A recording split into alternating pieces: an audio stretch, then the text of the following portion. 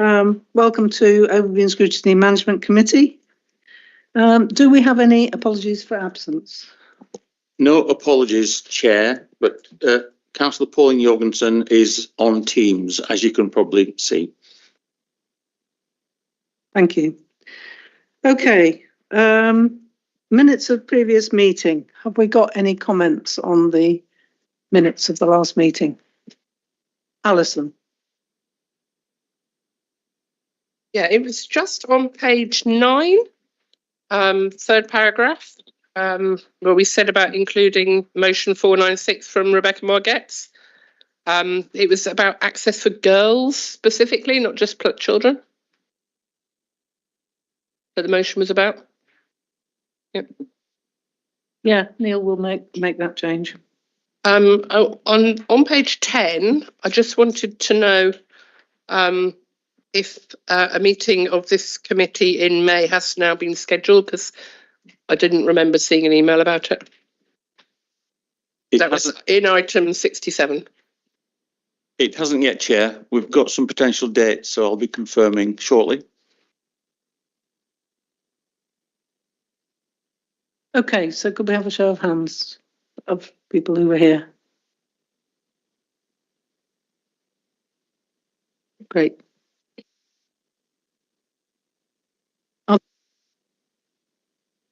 Are there any declarations of interest? Nope. And are there any questions? No public questions and no member questions, Chair. Okay, on to item 74, the Q3 2024-25 performance report. I should say before this that we do have an awful lot of things on this agenda. So, you know, we'd like to get through things reasonably quickly. I'll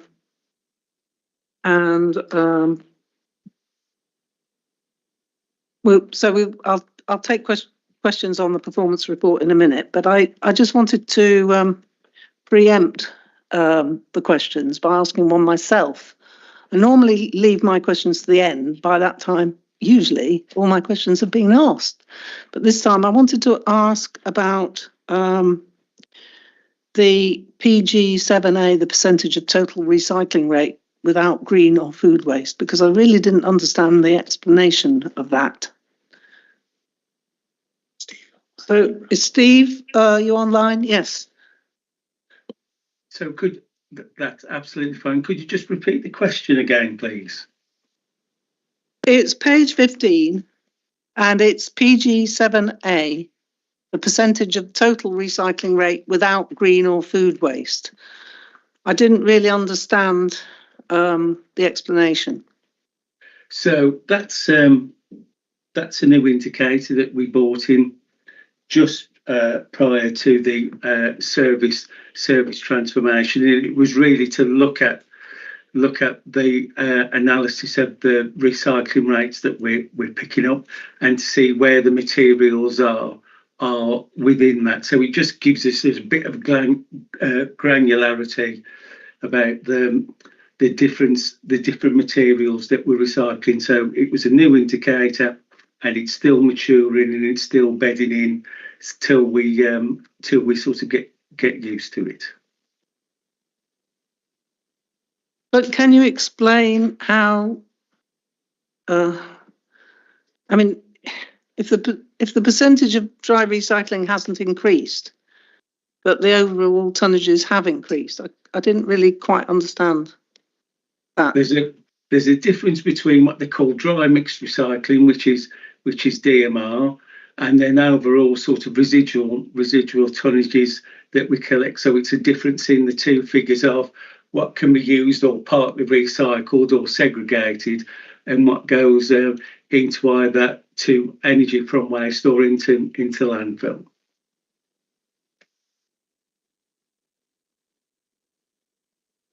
Okay, right. Are there any other questions? And can you, as Neil said to me, can you mention the big page number at the bottom? Catherine. Oh, sorry, Steve. It might be helpful if I just add something to what Steve said. Sure. You may also have been wondering about this extended producer responsibility. I mean, this is a tax effectively that's levied on producers of packaging, and it's meant to discourage certain kinds of packaging. And as that is inevitably intended to change behaviour, in other words, there's less packaging and different kinds of packaging, that will contribute to having an impact on the level of recycling, because if the packaging is different, that's going to have an impact. So, or if there's less packaging, we're going to be having less things to recycle. So that's I think what that's all about. Currently, that extended producer responsibility is producing a revenue, some of which is being passed on to us to help us cover the costs of new recycling responsibilities that will be coming in the future. But we can anticipate that falling away quite quickly, the revenue from that, because it's obviously in the interest of producers to avoid liability to that tax. So we're undergoing a period of quite considerable change in what is likely to be recycled. Yeah. Okay. Fair enough. I didn't realise that had sort of come in very recently. Okay. More questions?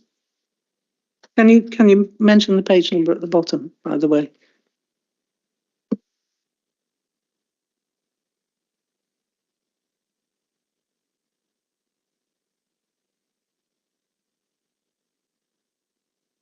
So we haven't got any questions on the KPIs.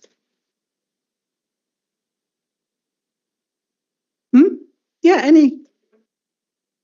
Yeah, well, any at all, but not children's and well, yes, okay. If you want me to guide you through the various departments, resources and assets, then.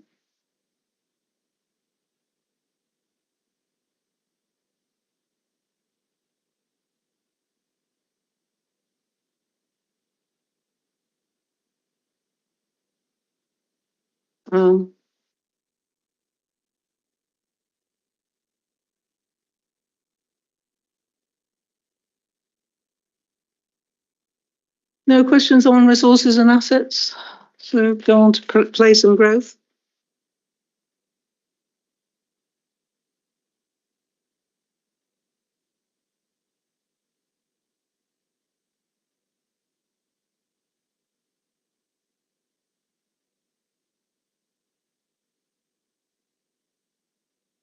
Andrew. Yeah, I just want to ask on page 40, I think it is, just about the planning appeals. So this, PG3, the percentage of planning appeals 1.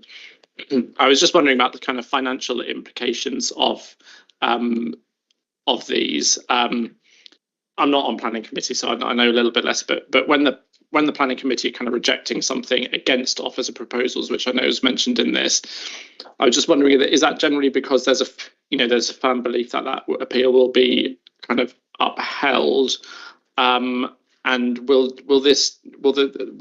we expecting the amount of appeals to change when the sort of local plan is finalised and we're in a stronger position, I guess, with that? Thank you, Andrew.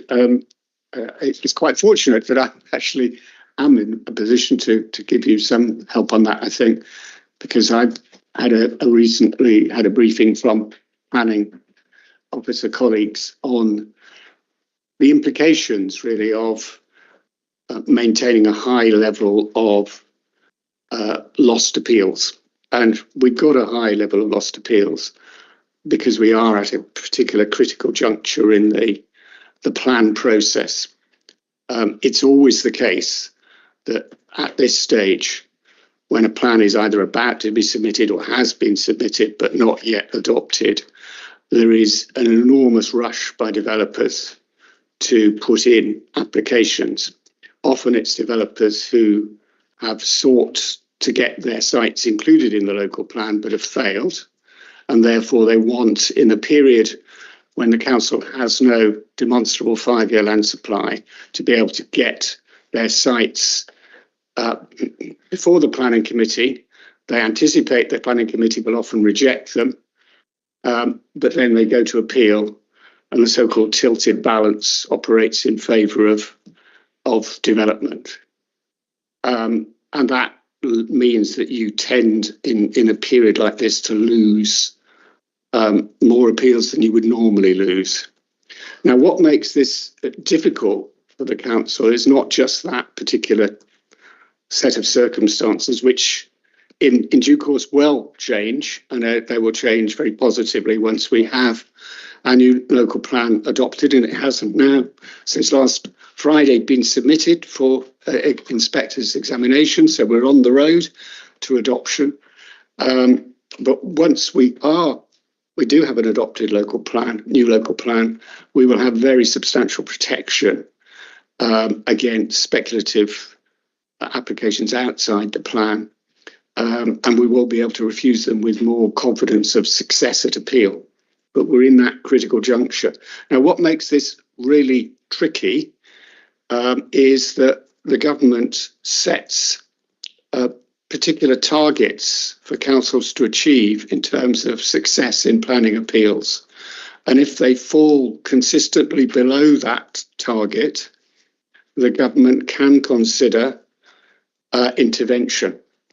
And that intervention would effectively mean taking away from the planning committee decision-making powers and simply imposing decisions from at a governmental level or by inspectors appointed to make a decision.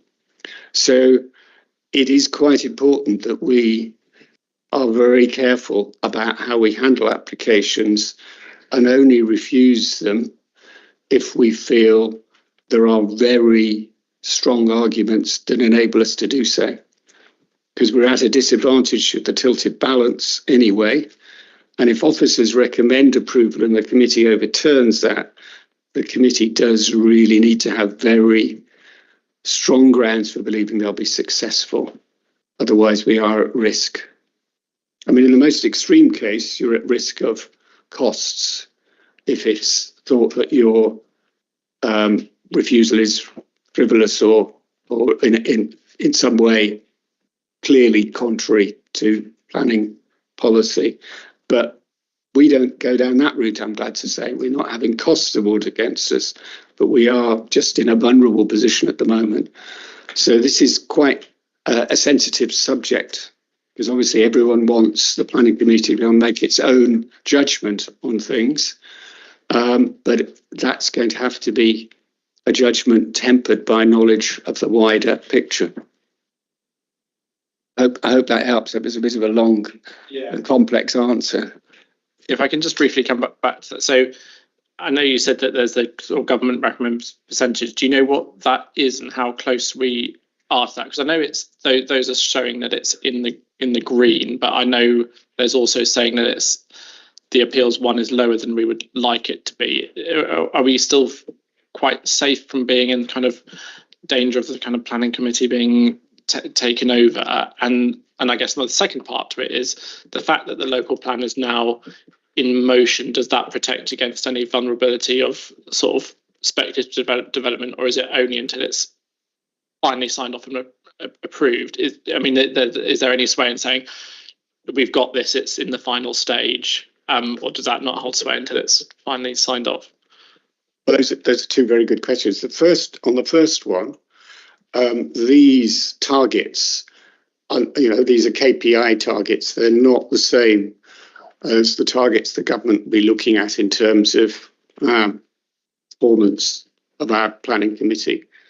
Those targets are rather different. I can't, off the top of my head, I'm afraid, remember what the government are looking for in terms of percentages of failed appeals, or rather appeals that are upheld. They're not failed appeals. They're deemed to be failures on our part in having refused them. I will try and get you those figures quite happily or I ask one of the planning team to contact you to give you the figures. We're not in imminent danger, but we have to look ahead and think. I mean, there's a long lead-in time between a refusal at committee and an appeal being heard and a decision being issued. Months and months usually. And really, we have to look ahead and think, well, are we vulnerable in the months ahead? And we're getting more vulnerable, is my recollection. We're not yet at the point of danger, but we're getting more vulnerable. And on your second point, we get the maximum protection once the plan's adopted. But we do start to see some benefits much sooner than that. Simply having submitted a plan, which has been through Regulation 19 consultation, is evidence that we can identify sites to meet housing allocation. As we go on and the plan gets tested in examination, it gains more weight. And we will, in a few months' time, I think, be in a position where we can refer to the new plan in the way we assess planning applications. But we're not quite at that stage yet. So it's a kind of graduated process where you gain more weight for your plan the closer it gets to adoption, and you gain full weight once it's adopted. Thank you. That was a very interesting explanation. Good question. I think Shahid had a question. Thank you, Joe. It's not. Sorry. Can you mention the page? Can I ask another question on that? I've got my hand up on the previous item just before we move away from it. Yes, Pauline. Yeah, I wonder if somebody can give us guidance or maybe provide us with written guidance afterwards about how long that extra protection lasts after the local plan is adopted by the inspector, presuming it is. I think I would like that from officers, bearing in mind we've got a target that the Labour Party are imposing on us, which is going to be higher than what we've got in the local plan. Can I clarify the position for you, Pauline? Yeah, sorry, at the moment, we are doubly exposed. We're exposed because our own existing local plan is very old. We're exposed because the government has changed the planning rules. But we are submitting under the transitional arrangements that the government have allowed for councils that are at an advanced stage of plan making, which means we can proceed to formulate a local plan with the with the housing targets that were announced in late 2023. So that's 748 houses a year. The new target from December 2024 would be 1,336 houses a year. Now, we will not have to comply with that new target until we formulate a further local plan. Now, the government obviously expects us to start work on a further local plan as soon as our current, the one that we've just submitted, is adopted. But it will take at least, I would say, 3 years to be able to formulate a new local plan.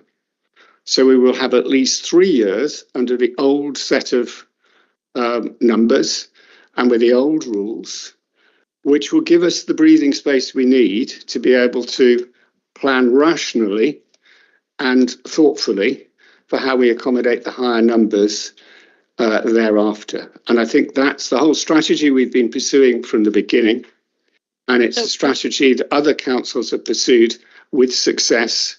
And of course, I hope all councillors would want our local plan to be adopted successfully, because it will give us that 3 years of protection at the lower numbers. Sorry, Stephen, that isn't what I understand from other sources. Well, you may not understand it, Pauline, but that's the situation.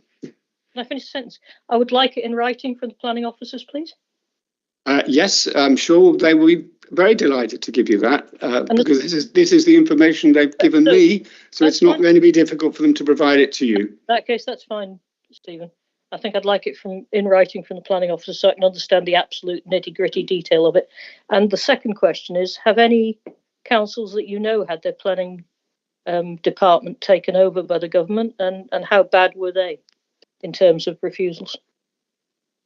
I don't know of any, but this is something that has been a looming threat for many councils, and I would imagine there would be quite a few councils in a comparable position to ours who would be very vulnerable. I think maybe for the minutes, maybe we could ask again that planning officers provide information on that to see how real a threat it is. I understand it's a threat, completely understand it's a threat, but if it's never happened to anybody, it's less of a threat than if it's happened to lots of people. And again, the level that they were at in terms of refusals would be very useful to know so that we can understand how much of a threat it is to us. Yes, I'm sure that would be helpful information. And I think this is information that will be shared with the planning committee by our planning officers. So maybe we because the planning committee is obviously the body that needs to take particular note of all this. I understand that. I think it'd be useful for scrutiny as well, please, Neil. Just so that we know what we're looking at in terms of the KPIs. So I think that's two things I'd like. Firstly, the written confirmation of the amount of protection we get and how long it is for when we've actually agreed this plan. Can I just clarify that, Pauline? I think I was trying to explain in my answer to Andrew, the KPIs are not the same as the government target. I understand that. Yeah, I understand. So it's not going to help us with our KPIs. Yeah, but it's helping us understand what's going on, which is the whole point of KPIs. So those are the two things I'd like, please. Thank you. Okay, you think Alison, sorry. Thank you. I'd like to discuss PG8, which is the average number of missed collections per 100,000 collections. It's on page 46. Right, so this is about the number of genuinely missed bins reported by residents. So what we're looking at is not resident activity or inaction, but it's about the performance of the Viola crews, whether they have missed a collection.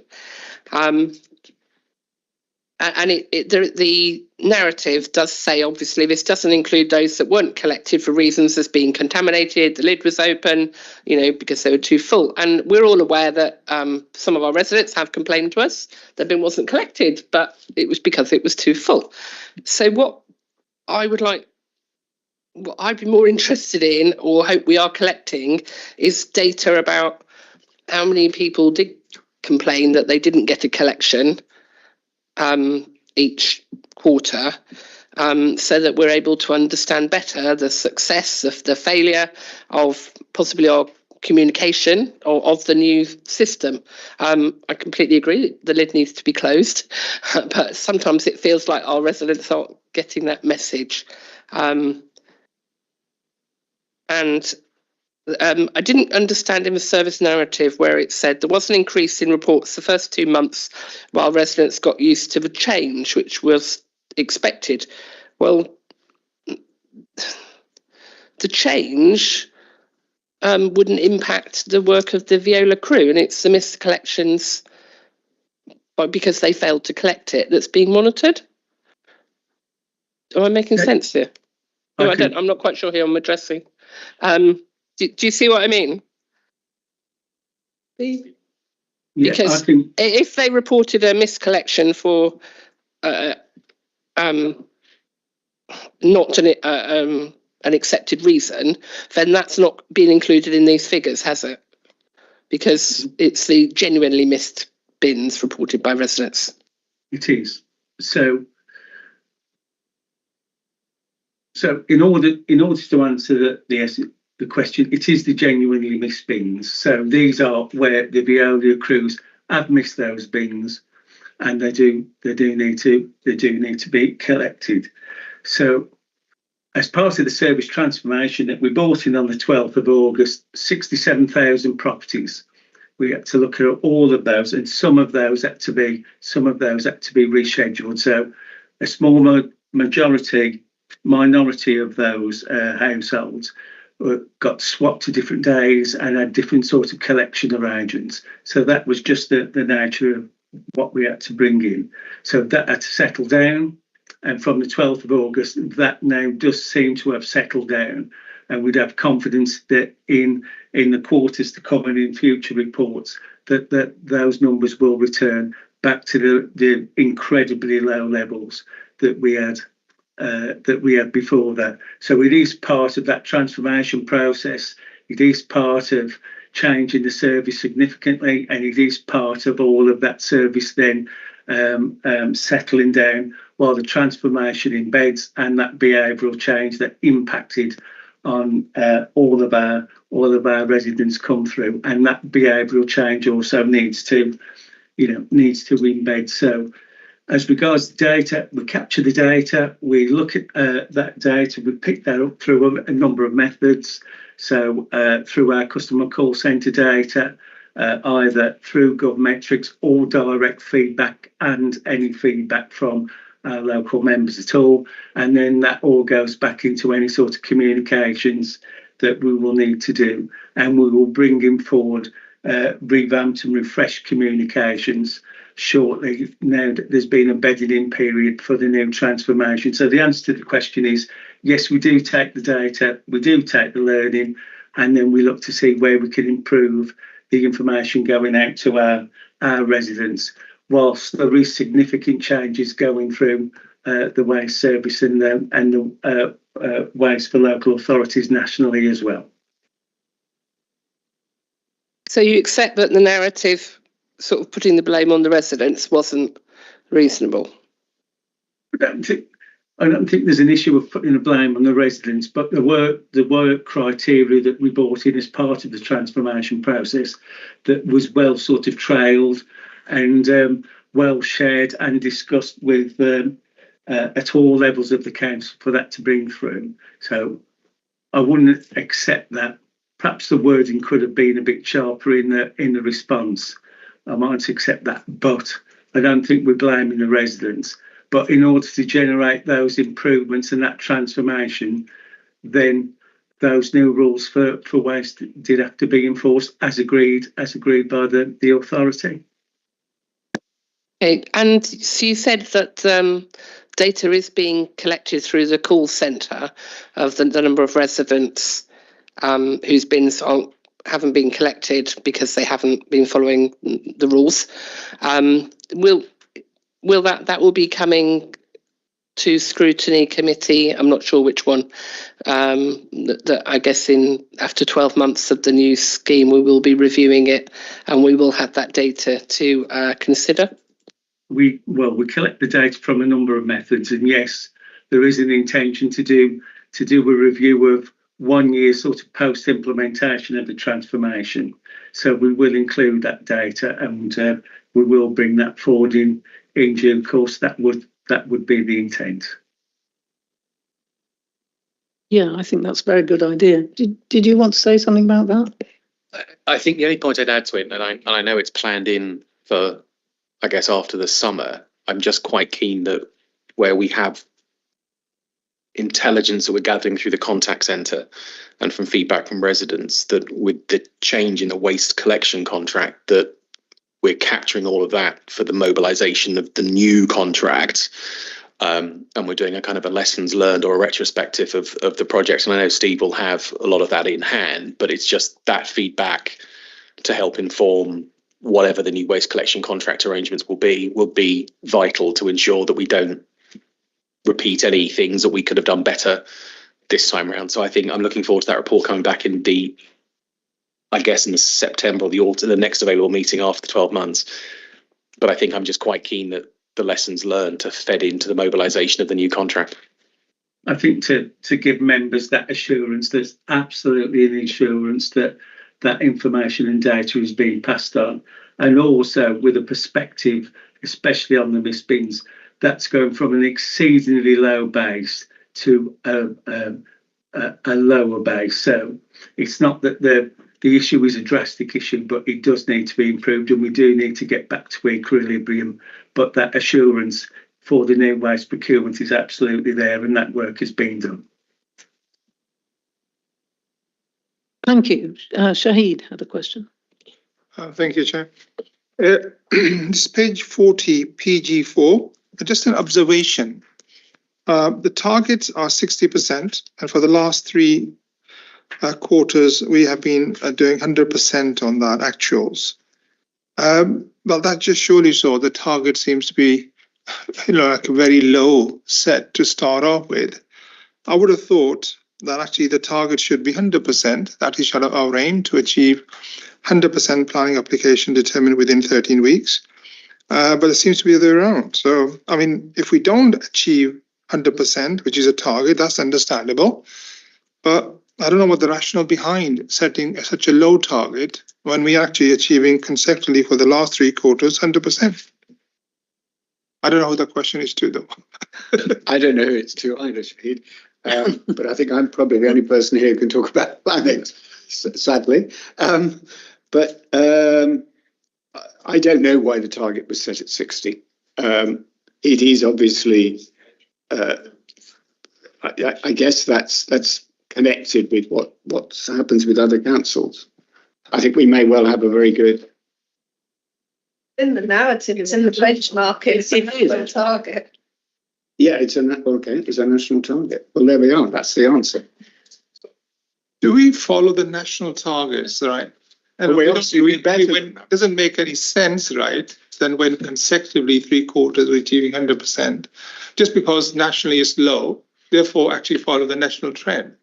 That doesn't make any sense. Sorry, maybe it doesn't make sense to me. If I'm running, I get your point, Shahid, but in a sense, if we'd been missing a target, this might be a more interesting discussion, but we're actually not just hitting it, we're hitting 100%. So I'm not quite sure what we could do to improve on where we are. That is not the point I'm making. That is very good that we are achieving 100% of the targets. That is very good as a council, right? But I'm just saying that just because the national target is very low, do we just say, okay, we're happy to set a low target for ourselves as well? I thought as a Woking Borough Council, we are an ambitious council and we want to achieve higher targets and therefore set our targets which are ambitious. If the national ones are low, do we always have to follow those national ones when they're already low? I'm sure we don't always have to follow them. But again, I'd be more concerned if we weren't hitting 100%. So I'm not quite sure what value it would be to have a target of 80% when we're hitting 100%. It's not going to stretch us to do better, is it? Yeah. I agree. We are. Let's just agree that it's a bit weird. Okay, any more on place and growth? We go on to the Chief Executive's office on page 55.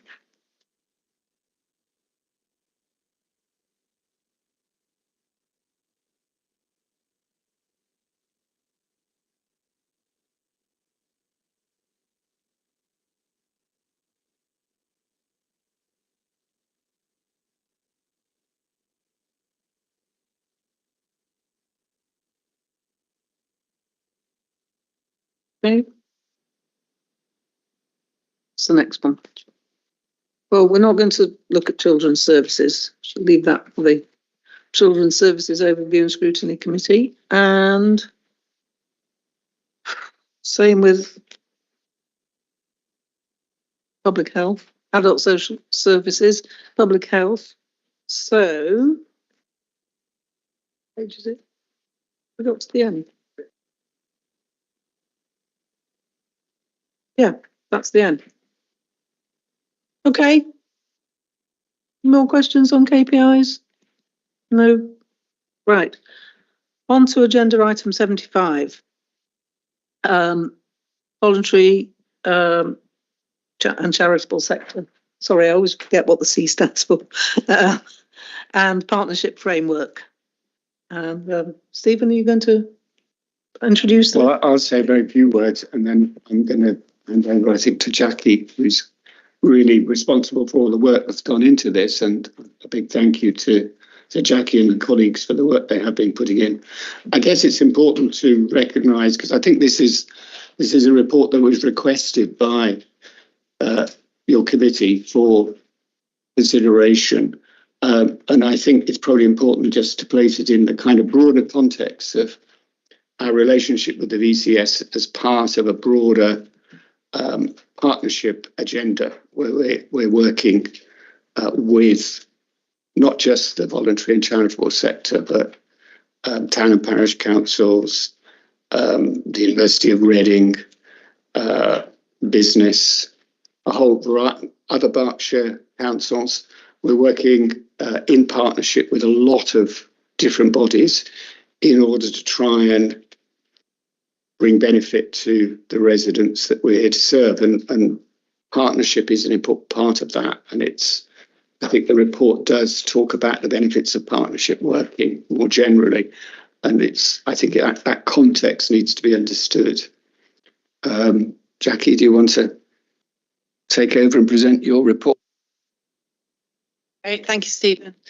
Yeah, so good evening, everyone. So those of you that don't know me, I'm Jackie Whitney, Service Director for Customer and Change at Wokingham, and Community and Partnerships is part of my portfolio, hence I pulled together this report with Sally's assistance.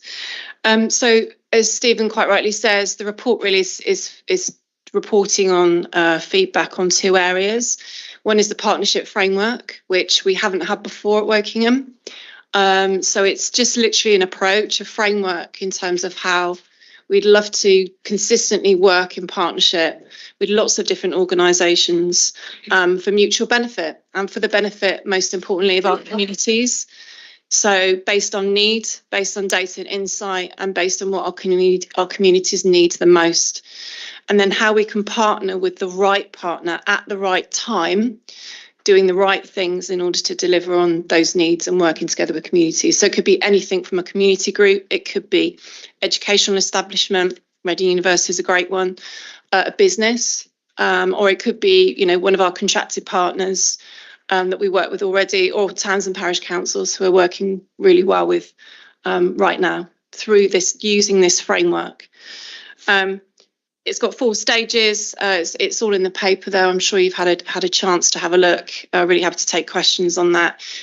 One of the things we've attempted to do within the paper, though, is just put a spotlight on one of the organisations, one of the sectors that we work with, which is the voluntary sector organisation. As we say in the paper, there are many across the borough. Obviously, we don't work with all of them. It's not possible really to work with all of them based on the need and the things that we need to deliver, but certainly we do work with a great number and generally speaking work really well. They work really hard in the sector to deliver great outcomes for the community. So why wouldn't we? Pooling those resources, the skills, the experience is really important to get the right outcomes. So again, as I say, there's a spotlight in there on the voluntary sector organisations, and just kind of breaks down in terms of how we work with them in different scenarios. So crisis, all the way from a kind of a crisis scenario to COVID was a really good one globally, trying to make sense of what was happening. So obviously in a crisis situation we have to act and be fleet of foot, versus situations where maybe we have funding for something or space, and then we can obviously work with what we need to deliver for our community and then choose the right partner. So I don't know, Sally, did you want to add anything? I'm happy to take questions on the paper. Thank you, Jackie. So as Jackie's laid out, a number of questions came through to Overview and Scrutiny last year. What we haven't done is listed the questions and put the answers. We've included the narrative in the body of the report. Jackie's absolutely right. So we learned a huge amount through COVID about working with voluntary and charitable organisations, and we've taken that learning and we've now started to standardise that in our ways of working. So, for example, I chair, along with the Director of Public Health, the voluntary, the VSAG, so voluntary sector action group meeting, which happens 3 times a month. So they get that opportunity to be able to speak directly to senior officers in the organisation. But we also create the space where VSS organisations can work together. And it's very clear that we don't run the voluntary sector action group. We facilitate and support and enable that group to meet. And it's an opportunity, I think, for us through this paper, of course, to outline how the ways of working with the voluntary sector have changed since pre-COVID, and also how that we've really started to take those needs that the council has, underpinned by data and insight, to make sure that those services that we're commissioning through to the sector are the best outcomes for our community. What I would say is that it's always work in progress. There are always opportunities to learn and improve, but I'm really confident through the work that we're doing, through the partnership framework and the work that we're doing across the council to make sure that we've got that consistency in the way that we work with the VCS organisations, that we're starting to get real traction and improvement on the way that we work as an organisation, not just as a directorate. So I think Jackie's covered the rest. Thank you. Okay, we've got a question from Pauline. Yes, thank you, Chairman. It was me that asked for this report in the first place, and I'd like to thank the guys for producing it and clarifying the processes that are behind commissioning of voluntary sectors, and also how things are prioritised. I think the next step, which is what was asked for in scrutiny, was actually some data behind that, so we can understand how well aligned, how much we spend on each of the voluntary organisations, whether it's in effort, whether it's in money, whether it's in property or whatever it is, and how it aligns with our priorities and how cost effective it is for our residents. So to make sure that we're allocating funds and effort and all sorts of other things and collateral in line with the priorities of the council and also the priorities of our residents, and that the effort is being put into the right thing. So I believe, Sally, this is the starting point, and you're going to come back with some data which actually explains that, so that we can understand where the money is being spent and whether it's aligned with the council's priorities and that it's being prioritised properly. Is that right? Thanks, Pauline. So, yes, you're absolutely right. The first part we felt that was important is that we bring the methodology and that we show the journey that the organisation has been on, all primarily really linked through the learning from COVID, but also the council's re-energised commitment around partnership working, which has really been the driving force behind this change of engagement, or really the uniformed approach where needed to make sure that we've got that equity across the sector. Yes, we're really comfortable to work with each directorate, because obviously, as it says in the report, a number of different services and directorates will commission VCS organisations, whether that be adults or children's services, along with ourselves, linked to the strategies within our directorate, so tackling poverty and EDI, of course, within my directorate. So we're happy to work with the other directors to collate that information. Obviously, where that report goes first will be up for discussion, but we are comfortable to bring that, and I've started that conversation as we discussed, Pauline. So thank you. Great, thank you, Sally. And I think my view, I mean, other people may have a different view, but is the right place to bring that back is Overview and Scrutiny Management Committee, because it covers all the services as opposed to individual services. And I'm very keen to make sure that we're obviously a council that has limited resources, and we hear that often, that the council can't spend money on everything, and that's perfectly understood. I want to make sure we've got data that proves we're spending the money and the resource in the right place, and that we're aligned with our priorities as a council, and that we're benefiting our residents. So I would suggest it comes back here. I don't know how long it's going to take to do that, but maybe you can think about that and come back and suggest when it would be good to come back. I missed the last part of what you said, Pauline, but I think you said, could you let us know when you'll come back? I think is what you said. So that's what I said. Yeah, Sorry. lovely, thank you. As we've discussed, we're obviously in quite a critical period for adult social care at the moment with the CQC inspection about to start. So when we talked about it internally, we said that we would commence that level of data collection as an organisation really from April, which I think is realistic for us to do that. Perfectly reasonable, I think, as well. Thank you. Yeah. Thank you. Would Thank everybody you. agree to go back to OSMC? Sorry, we couldn't hear you, Pauline. Sorry, would everybody else agree that it makes sense to come back to this committee? I think Mark's got a thought. I don't know whether it should. I'm not against it. I don't know whether it should come to each individual scrutiny committee to look at first, or straight to OSMC. I have no particular view. I think I'm interested in the balance, Mark. So bringing it to each individual scrutiny committee, you can't really judge. You know, if you've got a limited amount of money to spend, you can't judge whether the balance is right if you take it and only look at one bit. You need to look at the whole thing. Yeah, no, that's a fair observation. As I said, I wasn't against it. It was just I think that makes sense. Yeah. But I'd like to thank officers for the work they have done, because actually I think it's a very good summary of how the process works, which is a great starting point. Yes, it's a very good piece of work. Yeah. Sally. Thank you, Chair. What I would say is, obviously, when it comes to the VCS organisations that we work with from our directorate perspective, then we're really comfortable to be able to talk through that data at OSMC, because it's part of our day-to-day working practices. What I wouldn't be able to do is give the detail around adults and children's, for example, because it's not my area of expertise. So I just need to set the expectation that I can't go into that level of detail because I'm not the DCS nor the DAS.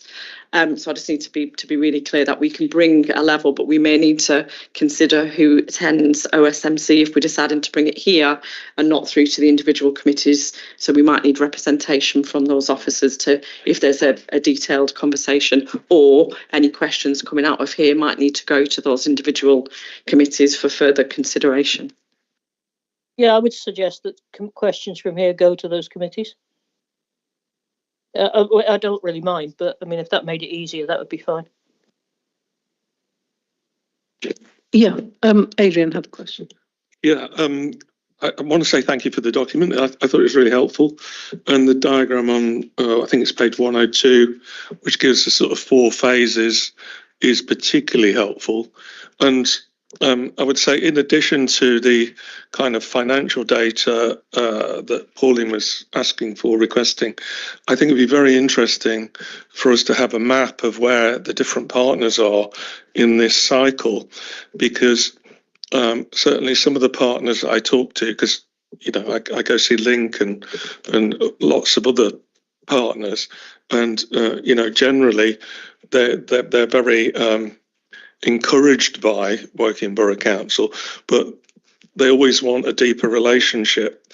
So I think it'd be interesting to perhaps work with the partners and say, where do we collectively feel that we are in this cycle? Yes, that's a great question. And what I didn't include in here, and I can share afterwards outside of the meeting, is it's underpinned by a maturity assessment.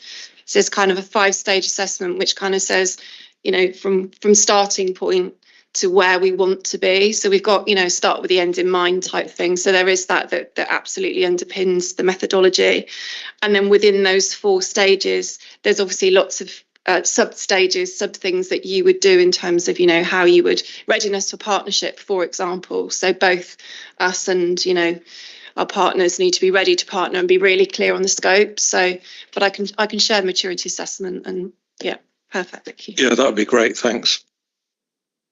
Sally wants to chip in. Just to add on that point, what we absolutely recognise as well, Adrian, is that we continuously go round that kind of cycle. So relationships don't stay static as no relationship does. And I think that's one of the big learnings as Jackie has been working with directorates and individual teams about trialling this partnership framework, because it is new. I don't know of a local authority that has something like this. it's been really interesting to see actually how do we make sure that we maintain and improve relationships, and it's that approach I think which is going to help this council a huge amount, that we've got that kind of toolkit, that support and that underpinning strategy for being able to support relationships, not just with the VCS as we said at the start, but this is something new for Wokingham. And follow on from that, I think some of the town and parish councils in the past particularly have had some negative comments about WBC, but I think with the way that you describe the maturity index, that will describe their maturity as well as our maturity, and will point a spotlight on areas which need improvement, not just necessarily on the WBC side, but potentially on the town and parish council. You know, and if a party comes into a partnership with a very negative attitude, then that's going to appear in the maturity matrix, right? I absolutely agree. I mean, with the town and parish councils, I'm sure they won't mind me saying, you know, we agreed collectively that actually we just need to start working on something. Maybe we just need to start working on some projects just to see how things go, how the relationship kind of matures. Because until you start working, you need to change the narrative, because you're quite right. If you sit around and you say, you know, this is not good enough or whatever, and it may not be, it's about listening, isn't it? It's about listening, understanding. But at some point you have to change the narrative and then move on. So, and start working. Let's just get on with it. Let's just do something. So that's kind of, you know, where we're hoping to come from. So. I mean, the brokered record statements are no help, no use to anybody in effect. You know, you need to move on and say, okay, let's prototype. Stephen, I wanted to add a little bit to that, and just to really amplify what Sally and Jackie also, I think, were saying about how you have to invest enormous amount of time and effort in building up relationships. And while you hope that they will move through phases to get to that point of maturity, you know, in practice, at various stages, you will have to, if not go back to the beginning, you will definitely have to invest more time in repairing damage in relationships, or you will have to nurture them a bit more and help them to develop in the most productive way. And it does require a lot of effort, but you know, the positive benefits in the end can really repay that effort. So it is like well, Sally said, like all relationships, they require constant attention and constant recognition. You can't take people for granted. Okay, Alison's next. Thank you. So I started reading this thinking it was going to be a progress report, you know, and I read all about our approach, our attitudes, our aspirations, our motivations, which chimed in with what we'd heard previously, and they're all really good. But I read what are we doing and why, and then I thought there'd be a section about what have we done so far. I think I understand a little bit more from Jackie having spoken about this, because, you know, I got to the point where it spoke about setting, you know, establishing the way you work with commercial properties, and then it stopped. And I was like, oh, because I think I was hoping to have heard more examples of what was actually happening. Yeah, no, you're absolutely right. So this is the approach. What we're building right now is a toolkit. So this is really early doors. So we're building kind of a toolkit of case studies of things. So you're quite right. So it's where have we got some examples of where it's working really well? Where have we got some examples of where it's not working quite so well, and how are we dealing with it? No, they're not. No, they're not. They're not in the report. We haven't got to that stage yet. So this is early. So it was popped on the overview and scrutiny agenda, so we could come to you guys to talk about the approach and where we're going. And then the next step is that toolkit that we're trying to build. So we're scenario testing it at the moment, so to make sure it's right and it works. And then once we've got those case studies, we'll build in a toolkit for the organisation, for colleagues, officers to follow as support and guidance. So we will absolutely bring something back, yeah, in terms of progress. So on page 105, it says about including added value work in the quarterly KPI returns to demonstrate the additional work. Are these within the KPIs that we look at here? They're part of the commissioned contract KPIs. So I don't want to talk for adults and children because I can't. But if adults have engaged directly with a VCS organisation to provide a commission service, that commission will have KPIs in it, as you would expect, like any contract that we have across the council. And what we've included here, that we're having that added value as part of that kind of contract commission view, not just have we delivered X outcome, is what additional have we been able to do through that partnership working. So it's not something that would come here per se, but it is part of our kind of contract management of commission services, which is you'd expect us to do with any area that we put money out of the council. So do you think in the future there could be a KPI within the main ones that looked at the success of the VCS and partnership framework? So we said it here, I think, at the last meeting, that we are reviewing the KPIs as part of the council plan. I'm really keen, and I think Stephen mentioned it at the start, and Jackie said similar. Our partnership is huge, so we engage with a number of different organisations, and I'm keen that we don't narrow frame to just one partner. I think that would be a miss. The opportunity to be able to measure the success of the partnership framework, I think, would be great to bring that back here. We can have the conversation about how do we demonstrate through the KPIs the success of partnership working, but I'm hesitant at this point, Alison, to say yes, definitely be part of the KPIs. It needs to form part of that. I just think we need to form part of our thinking. It's really new for us. And what I don't want to do is sign us up to something until we've really got under the skin of how this is going to work in reality. And because we are, I don't want to use the word trailblazers, but I'm going to, we haven't got that guiding star to see how other local authorities have done this. This is a real innovation on part of the officers, and Jackie specifically has really led and spearheaded this piece of work. So please bear with us whilst this kind of beds in and we learn through this. Andrew. Thank you. I was going to say, I think it's really interesting, and it's great that we're sort of being innovative with that. And I think there's lots of really interesting and positive things in the report. One thing that I've just wanted in a very general level with this is, because this is quite new and we're maybe exploring new ground, which maybe is other local authorities aren't, do you think there's a risk that we could go too far with this and and rely too heavily on all of our partner organisations to essentially be doing some of the statutory services and things? And do we think some of our partner organisations are inherently kind of higher risk in terms of folding, or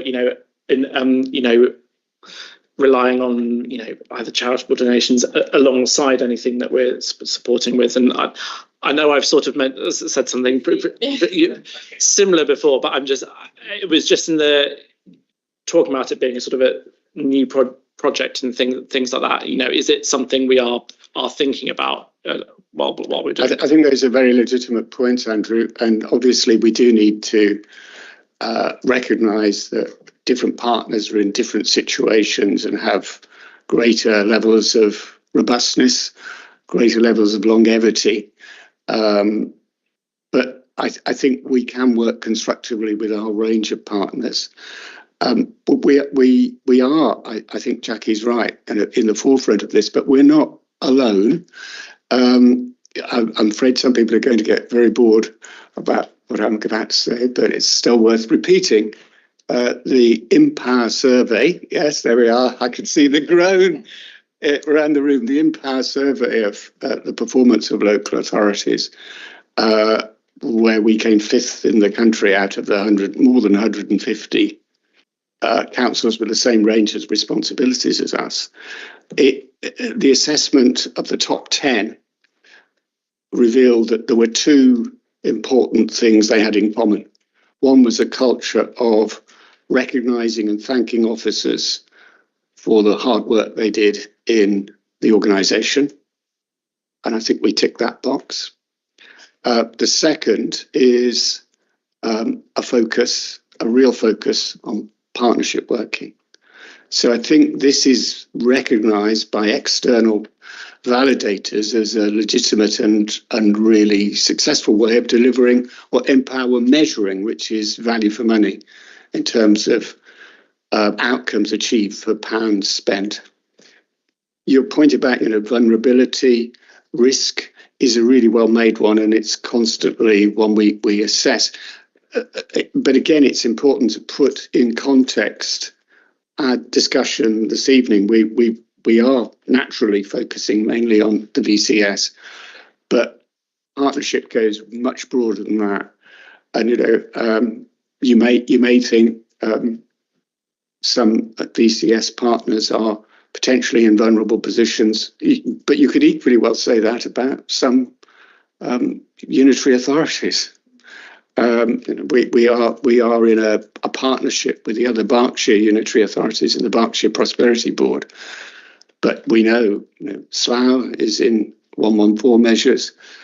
We know the Royal Borough has had to request special financial assistance. So robustness is not something that lots of people are blessed with right now. These are challenging times for a lot of people. But rather than that being an argument for saying, well, we should just pull the ropes in and protect ourselves, I think it's an argument for saying the opposite.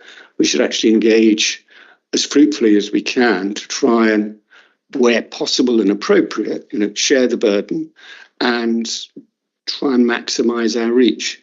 And I think that's the logic of a partnership working. And even if times are difficult, in fact, especially when times are difficult, it's important. Beth, sorry. I thought Beth was. Alison's asked my question, Chair. Oh, okay. Dave. I'm pleased Stephen brought up financial robustness.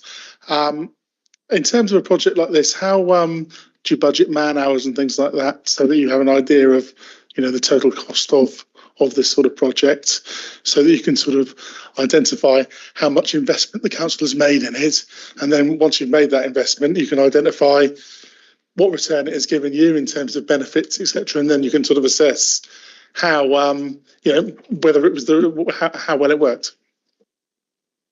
So we do that per project. So it depends on what project it is, who we're working with. But essentially, if we're working with somebody and we're commissioning them to do something, then of course we'll commission manage it. We'll manage the contract as though it was, anyone like Veolia or Volker Highways or anything, because we're commissioning a service to be delivered.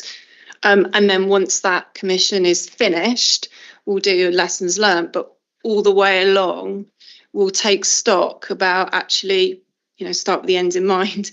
What are the outcomes we are wanting to achieve, and are we achieving those outcomes throughout? And if we're not, then we'll go back and we'll discuss with the organisation why not, what's happening, But it shouldn't be a surprise, because we do regular check-ins on a regular basis, whether that be VCS, whether that be a private organisation, as I said, like the normal commission contracts that we got at the moment. That's good. Thank you very much. I think you touched on sort of sometimes things don't go according to plan, and we have failings that we can learn from. I think that's a really important thing. I think Stephen likes to comment that we're fifth on the power index or whatever. But I think that it's very important that we're sort of fearless in our approach to failure, and that people aren't afraid to say, maybe we got this wrong, and what can we learn from it, and how can we develop, because that will make the council a more innovative, positive place to develop talent. I would completely endorse those comments, Dave. And although you don't want me to go back to Empower, of course, Empower was trying to assess outcomes achieved per pound spent, which is essentially, are we getting value out of doing this? So that was their sense, that we were getting a lot of value out of these kind of relationships. But you're absolutely right. You know, sometimes things will go wrong. Acknowledging they've gone wrong and learning from those mistakes is a really important part of the process of improvement. That's what this committee is all about. And you'll notice I'm here and listening and trying to respond appropriately. Oh, Sally.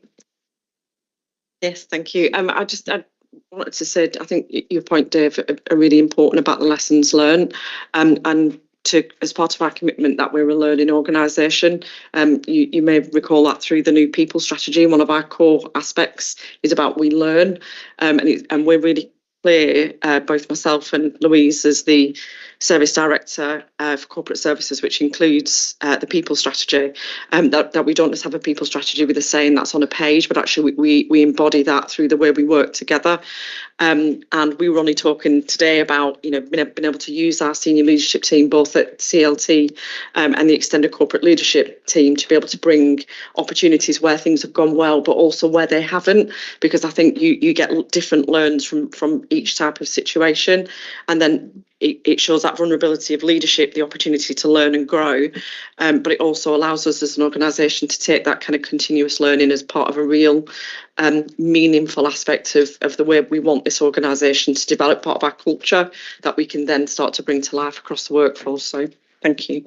Yeah, there's a lady called Amy Edmondson who does some very good stuff on that, and all about psychological safety within the workplace, and promoting that ability to challenge your colleagues, say if you think a mistake's been made, acknowledge that you've made a mistake on how you've done, and so everyone can learn from that.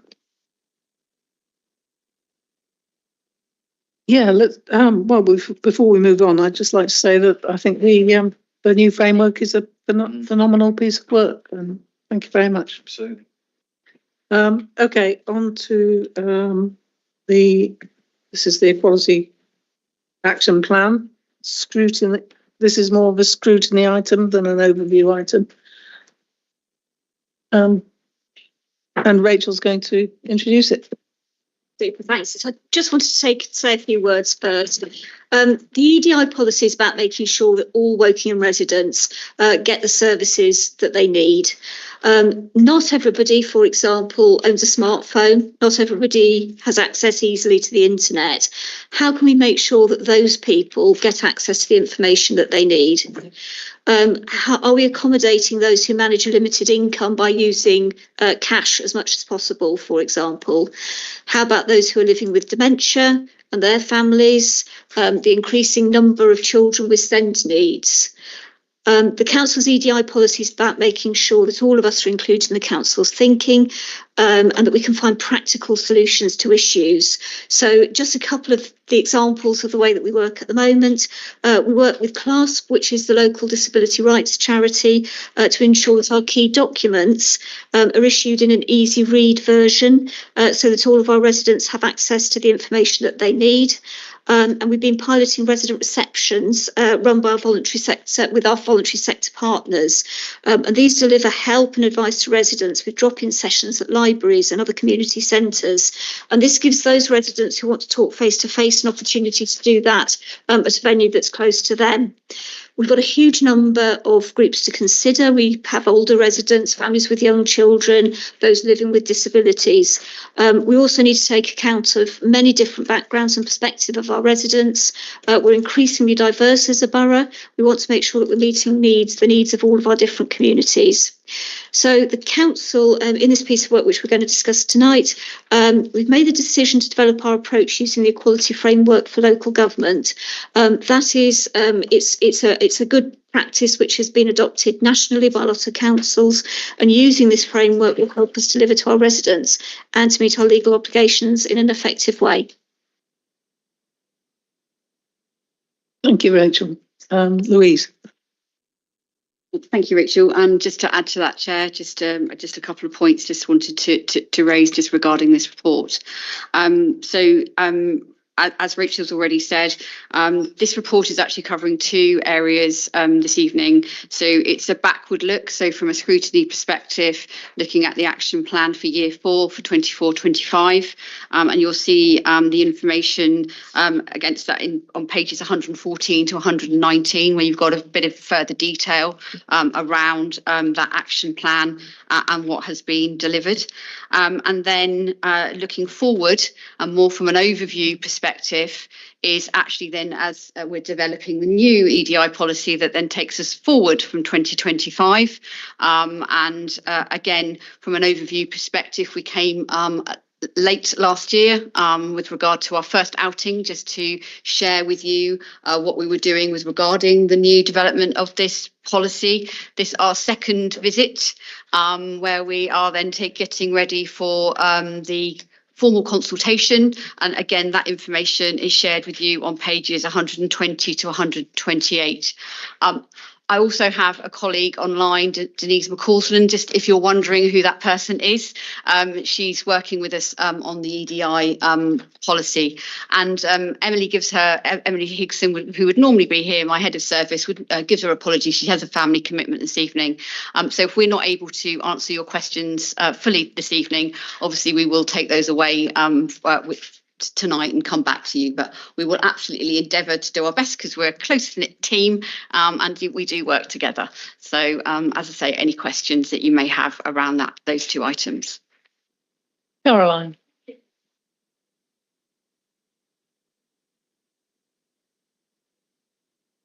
Yep.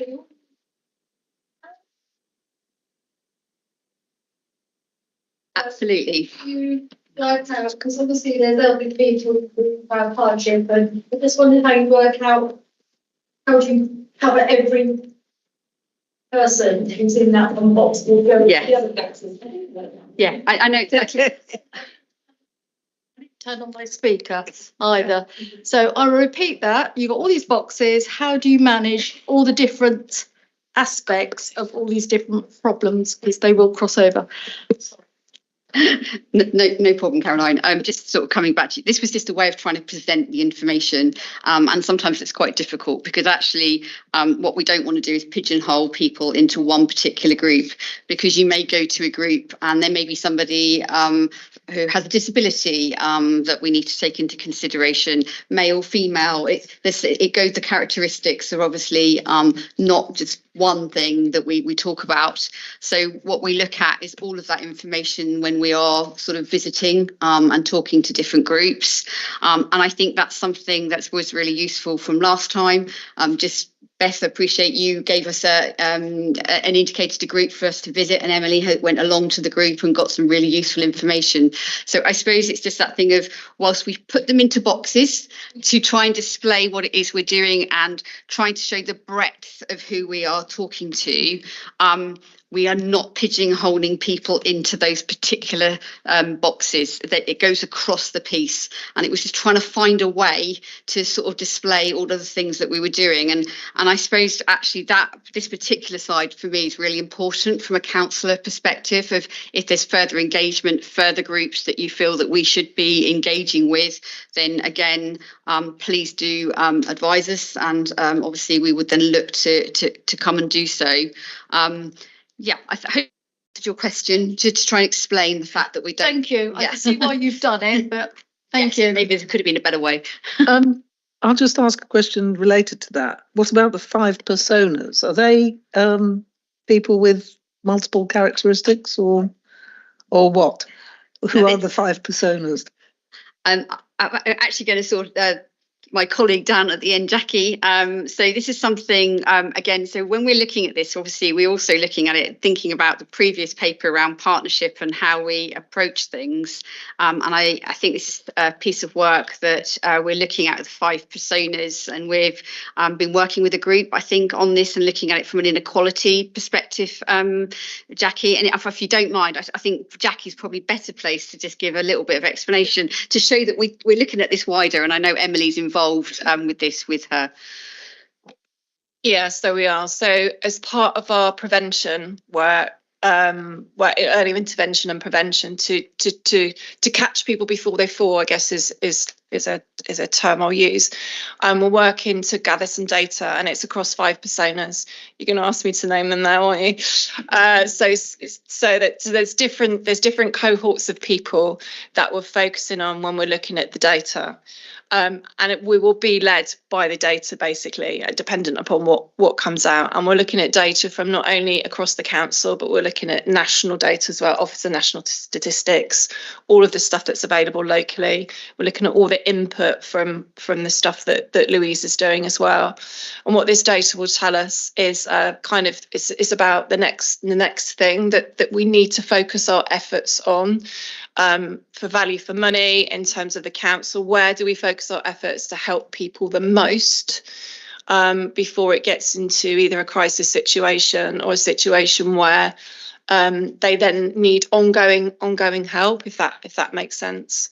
I can circulate what those 5 personas are, but essentially we're working with an organisation to help us pull that data together, and then we're going out to communities to validate what we think we know to make sure that actually on the ground this is what's happening. Thank you. Right, Lou. So I hope you don't think this is pedantic. I'm going to try and make it not pedantic, but I'm just interested in some of the sort of phrase about equality and the difference between that and equity, because I think quite often we hear the word equity now instead of equality. And Rachel, in your introduction, everything you said was about equity, not equality. And I see in one of your priorities, priority 3, it talks about equitable services. So just kind of a question about ensuring that idea of equity comes through rather than equality in this. Is that something that you're thinking about? Yeah, I think it's a fair point to raise, and I think it's something that we can definitely look at, because language is always moving on, and I think we need to be really careful with the language that we do use. But I think from the point of view of equality, as you say, is something that has been set up and used previously, especially in our equality forum that we're very the independent group that we have that is sort of set out in our community. There's been a lot of discussion about wording and what it means to everybody, because it means different things to different people. So I think it's something I can pick up further with you, Lou. I'm not going to probably say I'm the best person to have that discussion. I'd probably say Emily, if she was here, would most definitely be able to get into that discussion a little bit further with you. As I say, but we're very happy to have further conversation with you about it. Denise has actually I think Denise had her hand up there. So I apologise. I'll just bring my colleague in, because as I say, this is why she was looking to join us. Denise, did you want to just give a little bit more on that? I appreciate your help on that. Thank you. Yes, to just kind of add to that. Obviously, we're trying to provide support to all communities, but we do need to also provide targeted support to some of the people who we've identified are in most need. And we will very much be looking, not just listening to people, we will be listening to people, but we'll also, as Jackie said earlier on, be following the data to make sure that our support is going in the right direction. And that's really, I think, the difference between equality and equity, because with equity, we might need to give something additional to bring people up to the same level. So I think that's really the key difference. Thank you, Denise. Andrew had a question, and after that, Pauline. Point you wanted to make. Oh, sorry. Yes, yeah. I just wanted to add to that we tend to use the word equality, I think, very much because that is it's a public sector equality duty that we have. It is the Equality Act that we need to make sure that we are complying with, but absolutely take on board the point that you're making there. And I think some of what I was talking about earlier, for example, with CLASP, is we're making sure that where people have particular needs, so that they can have the same access to council services, for example, as everybody else, we will take steps to allow them to do that.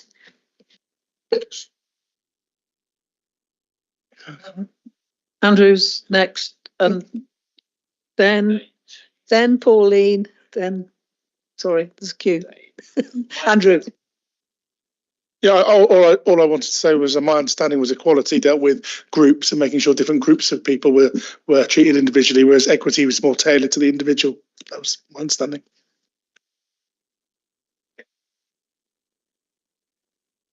Andrew. Sorry, mine's on something a bit different. Well, it's similar. It was a question really on the priorities. And I know there's sort of draft priorities at the moment, which is on page 127, I think, where we were. It was just really around the first two. I think the 3 and 4, I think, sort of look like quite concrete things in terms of, providing equitable service, and we talked about that, and building diverse and engaged workforce. I just wonder whether 1 and 2, sort of developing existing community relationships and things like that, whether it could be more sort of outcome focused. I wonder what the outcome of developing those relationships and things is, or whether the priority is develop. If that makes sense, I wonder what the outcome of developing those we would want, and similar to what delivering the equality commitments, what is the outcome of that, and whether those should be part of the priorities rather than themselves. I don't know. Think about that. I'm happy to take that on board. I think the other thing, just to be clear, whilst this sets out the draft priorities, under each of those priorities then will be a set of objectives, which will then be a lot more specific about what they're then going to deliver. But it's absolutely about taking on board the point that you've just made. And I think Sally wants just to come in on that. Thanks, Louise. And I think it's really important to say that the objectives that sit underneath that aren't something that Louise, myself, Denise and Emily are designing on our own. So we are absolutely working with the Equality Forum to bring those objectives into discussion, because I think it would be the wrong thing to do for the council to do that on their own. And I think Louise mentioned it already at the start, but just to reiterate it, part of our commitment when we're going out to make sure that we've got a representation in the feedback is that we're not just using our own networks as a local authority. We've gone into the voluntary sector through the VSAG meeting I mentioned earlier and asked for our voluntary sector partners. We've provided a number of small grants to help them do that, but actually we recognise that sometimes it's not the message, it's the messenger. And they will have bigger or more impactful reach than we would have as a local authority. So we are working with partners to help bring some of that feedback into our thinking, not just so that we've got a good engagement, but also to influence and inform what we want those objectives to be underneath those priorities, which will give, I think, some of that reassurance to you, because it will show that level of detail underneath it. Thank you. Pauline, it's your turn. Thank you. I just wanted to make sure I understood the difference between equality and equity. And I think I just heard two completely different definitions from different members of the committee. So am I understanding correctly that equity is putting the appropriate level of input in so everybody gets the same access, whilst equality is equivalent treatment? So equity is about putting more in or changing things in order to make sure that the person who might have reasons why they find it difficult to access something has the same opportunity to access it. There's people who don't. Is that right? Does one of you want to? The only thing I would say is we've got a really fantastic visual that explained this really well, and that we can share. And I much prefer a visual. But the first part of your statement, Pauline, is correct. It's about making sure that we recognise where we might have to do more to give people an equal or a level playing field. But again, I like a visual. We'll share the visual. I think it just kind of resolves it.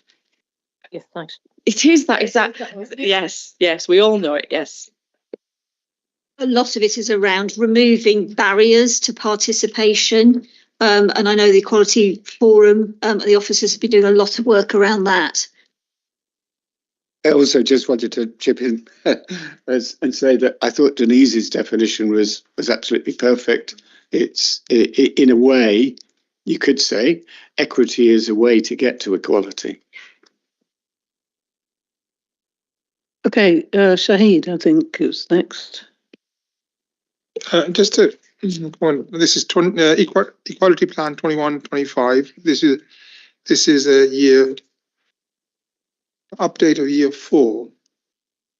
Obviously, we're moving to the next phase. I'm just thinking that in what we're discussing before, lessons learned and what actually we've done, would we see some stage, basically, coming report here to say, look, in the last 4 years, this is what the action plan is, which you can see, but this is actually what we've delivered, how many lives we've been impacted, and whether actually we've delivered what we had said we would deliver in the first phase. Again, that is very important as part of the learning process, as we talked about. But is that something we'll see, perhaps, because 25 is, and the year is coming up, very soon. So at some stage later, we'll see that. This again, seeing the value for money line, which we talked about earlier on. Thank you, Shahid. So what I would say is that this committee has seen every year the actions and the outcomes that we've delivered. We're more than happy to pull those together into one document to circulate, but they have been here. And councillors have had the opportunity to be able to scrutinise that on a detailed basis, which I know that you will have seen it and been able to play into and ask those pertinent questions. So thank you. What I would say is some of the highlights of that are included in the covering report about some of the things that we've achieved, but if it would be helpful for councillors to see all of those updates of action plans kind of pulled together into one, we're more than happy to take them out of Modern Govern and circulate. But I just wanted to reiterate for people who may not have been on this committee before that we've every year we committed at the start of developing the equality plan that we would come here and we've honoured that commitment, and we've had some really good feedback which have helped us every year kind of shape and move forward. The only other thing I'm going to add, as you would expect, is I'm really passionate about using tools that are out there and already exist. The local government equality framework is excellent, and it really gives councils an opportunity to not just have something to aim for, but it gives us some of the tooling to help us understand how to do this. So I'm really clear, and we said this at the start of the equality plan back in 2021, that the local government equality framework would be our guiding star, and that hasn't changed. That commitment to aligning ourselves to the equality framework set out by the LGA is continues to be our direction of travel, as you were involved in that at the very start, Shahid, as I recall. No, that's fine. I think, Sally, you're absolutely right. Year on year, we did have a look at it. But actually, it'd be useful to have a holistic view of the last 4 years, because sometimes your things in year one, some things we did really well, but some things we didn't. But actually, in the next year, you may have done, we've done things much better. But it's good to see in hindsight, in the last 4 years, actually, this is our collective, outcome, as it were. And I think I certainly find it useful. I'm sure the rest of the committee will find it useful as well if it's all together. Yeah, just following on for that, a consolidated report would be really useful, particularly as you know, personnel on this committee change over time, and I accept that things may be in the public and have been published, but all councillors will know that delving through the historical website records can be a painful process, and you don't always find what you were trying to find anyway. So I think having that would be very useful, I think. Alison? Thank you. I just wanted to check in the completed or planned engagement groups if you'd been able to take this to the Youth Council. Yes, we've definitely been to the Youth Council. We've even gone further. We've been with our Care Leavers Forum. We've been out into schools as well, into the anti-racism group. Sorry, get my teeth back in. And there's still some further groups that we're looking to obviously talk to. Really important that we speak to the children of the borough, so that again they're shaping this, because this is for the next sort of 4 years. So and some of those will be adults as we sort of start to move through that period. So yes, it's really vital and really important part of what we've been doing. That's really good to hear. We recently had a member of the Youth Council address Woodley Town Council, and it made me reflect that, you know, we've got this fantastic body of really passionate young people, and we just need to, you know, involve them as much as we possibly can. I couldn't agree more, Alison, with those comments, and you'll be pleased to know we do try to engage very thoroughly with the Youth Council. In fact, a Youth Council representative sat on the steering group for the community vision and was really very, very heavily involved. It was incredibly impressive. I mean, in fact, in the 2 years of work on the community vision, he's suddenly become a man, you know, from being what seemed like a very nice young lad, is suddenly a young man. But in that period, he contributed phenomenally. And right at the beginning, many of his colleagues were also involved, and they all had an input. And they really are brimful of great ideas, and we need to call on those because they are the future, as you say. And Drew? Sorry, it's not really. I was just, it was linked into the discussion about the improvements and stuff in the action plan. But I was just going to say, I think on page 110, I think there's the summary of the past 4 years. I think there's quite a good summary on that. But that, I know that's not in the main one, but just drawing people's attention to that. Sorry, can I come back on that one? This video, yes, I did go through this, but I still find it's very high level. It needs to be more granular because still at the policy level and objectives. This is what we set at the beginning. But whether those objectives at the detail levels have been met or not. Just give you an example, right? New leadership and management development program being rolled out with EDI embedded every level. Okay, this is what we're going to do. But how many actually people benefited from that program? End of the day, we are here to actually improve the lives of the residents. How many lives do we impact? This is the sort of, otherwise, this is very high level. We can say, yeah, this is a great stuff. We need to do that. But how many lives did we impact as a result of the leadership program? Do you see where I'm coming from? I entirely see where you're coming from, Shahid, but obviously sometimes in order to achieve outcomes in the future, you have to do things now.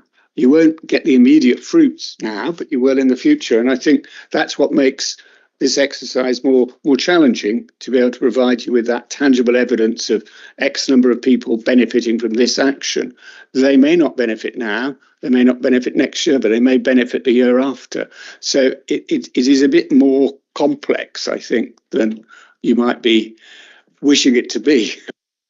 I fully recognize that, but at least as a higher level it can be, because end of the day, 21-25, these were the objectives as well. This is what we, but I think, again, this is output, results oriented. It has to be, isn't it? That's what Jackie said earlier on. Every priority we have is starting from the end in mind.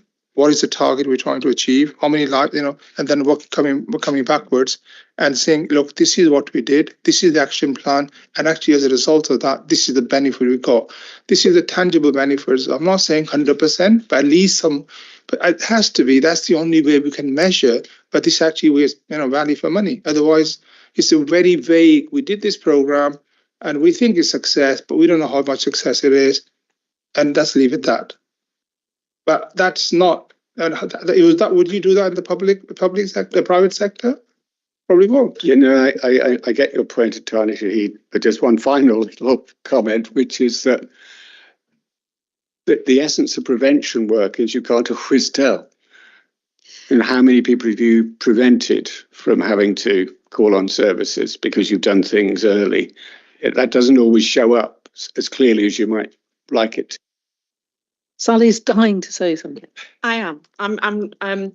I think if we do as we've suggested, which is we reshare, and absolutely right, the membership of this group has changed.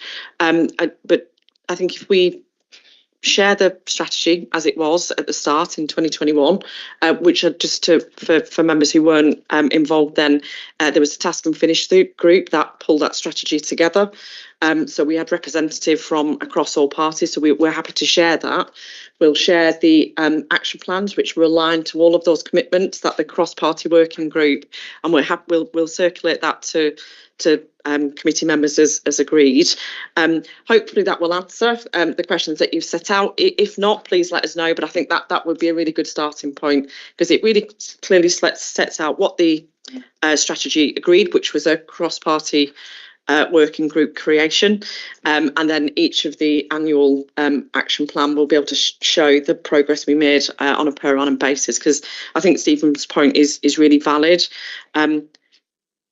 You don't make a change and then it immediately impacts or influences a difference. It's a slow burn in some areas. So hopefully, if we can do that and the committee is happy with that, if there's anything else that's required, we'll hear about it through the chair and Neil as the scrutiny officer. Thank you. Rachel. Just one more comment, I think, and Stephen was saying, very often work in this area, whether you're working in the private sector or whether you're working in the public sector, is inherently incredibly difficult to measure the effects. And any thoughts that you would like to share, ideas on how we could measure the link between the cause and effect, we'd really welcome your ideas, Shahid. Great, thank you. Okay, let's move on to Tackling Poverty Action Plan update. And the last time was in June, so this is a 6-month report. And it's you again, Jackie. Thank you. Yes, me again. Sorry, be back. So this is just an updated report based on the one that we did back in June. The one in June was slightly delayed, as you probably remember, because of the elections. So hence that's why it's such a small window to be reviewing. What this report does, I haven't gone. The previous report went into the sections within the Tackling Poverty strategy. What I've done is I've kind of narrowed that down, really down to the things, the outcomes and stuff that we've been talking about this evening. So within the update, what I've tried to articulate in there is existing versus new activity. So where we've brought in new activity since the last report that we didn't tell you guys about, and then alignment with the objectives. So there's 3 objectives, key objectives across the Tackling Poverty strategy. One is helping to support people, keep them out or help them out of poverty. One is strengthening that community resilience, and then improving life opportunities for residents who are living in poverty. So try to just really high level, just map across those, just to show you, to articulate to you where each of these initiatives do align to the strategy, obviously.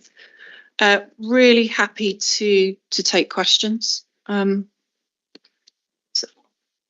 Hello. I think all of those of us who've had children or grandchildren know how excited they are when they're in year 6 and that they've got that residential holiday, 4 nights away with the school.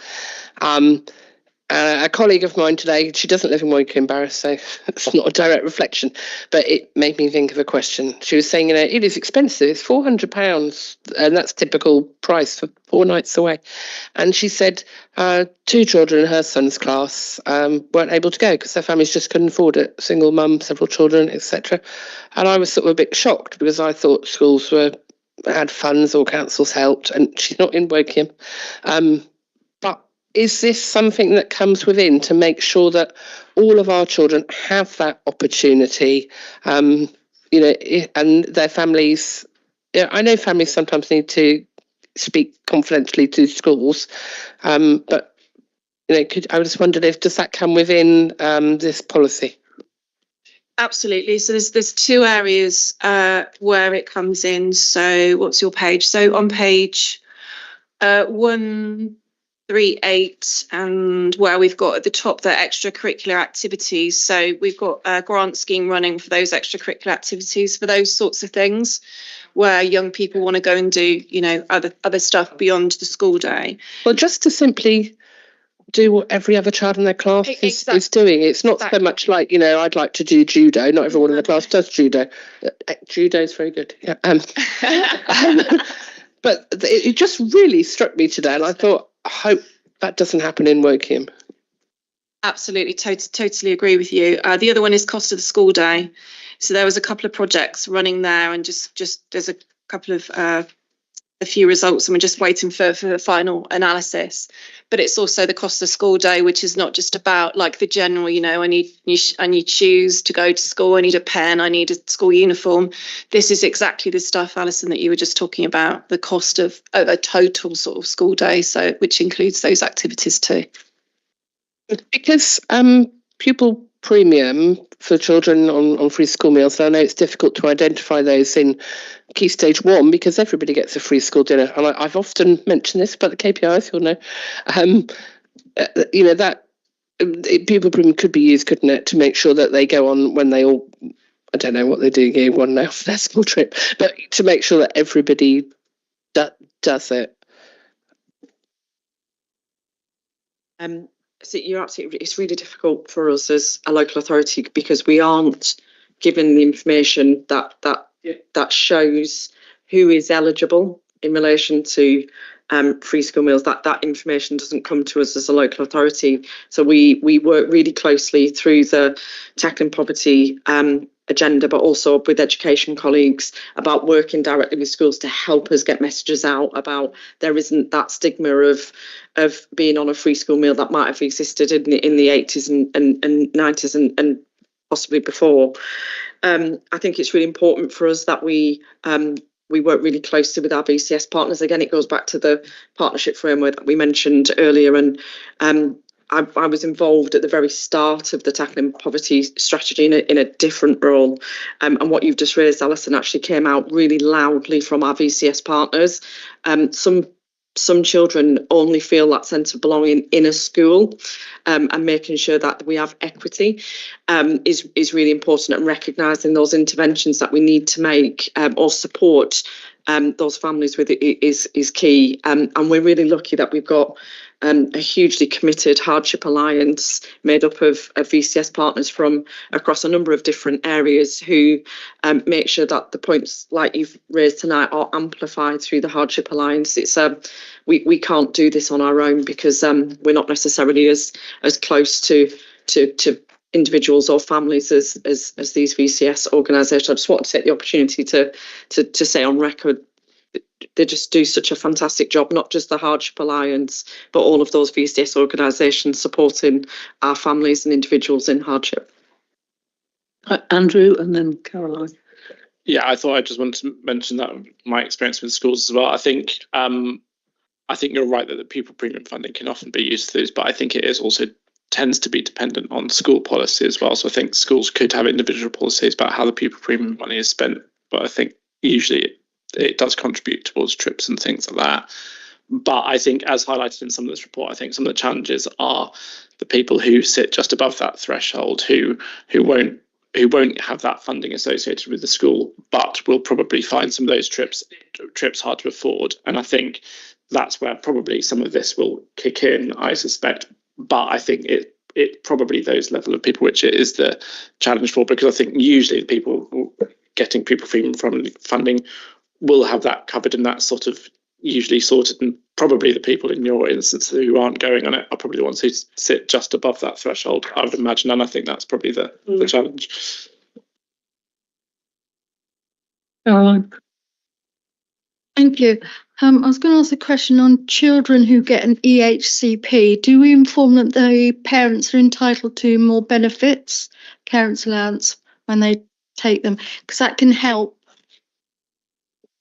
I can't answer that for definite. I'd have to speak to children's services colleagues who are closer to. No, it's a really good question, Caroline. What I don't want to do is give misinformation, but we'll take that question away if that's all right with the committee and speak directly to children's services and give a written response. Thank you.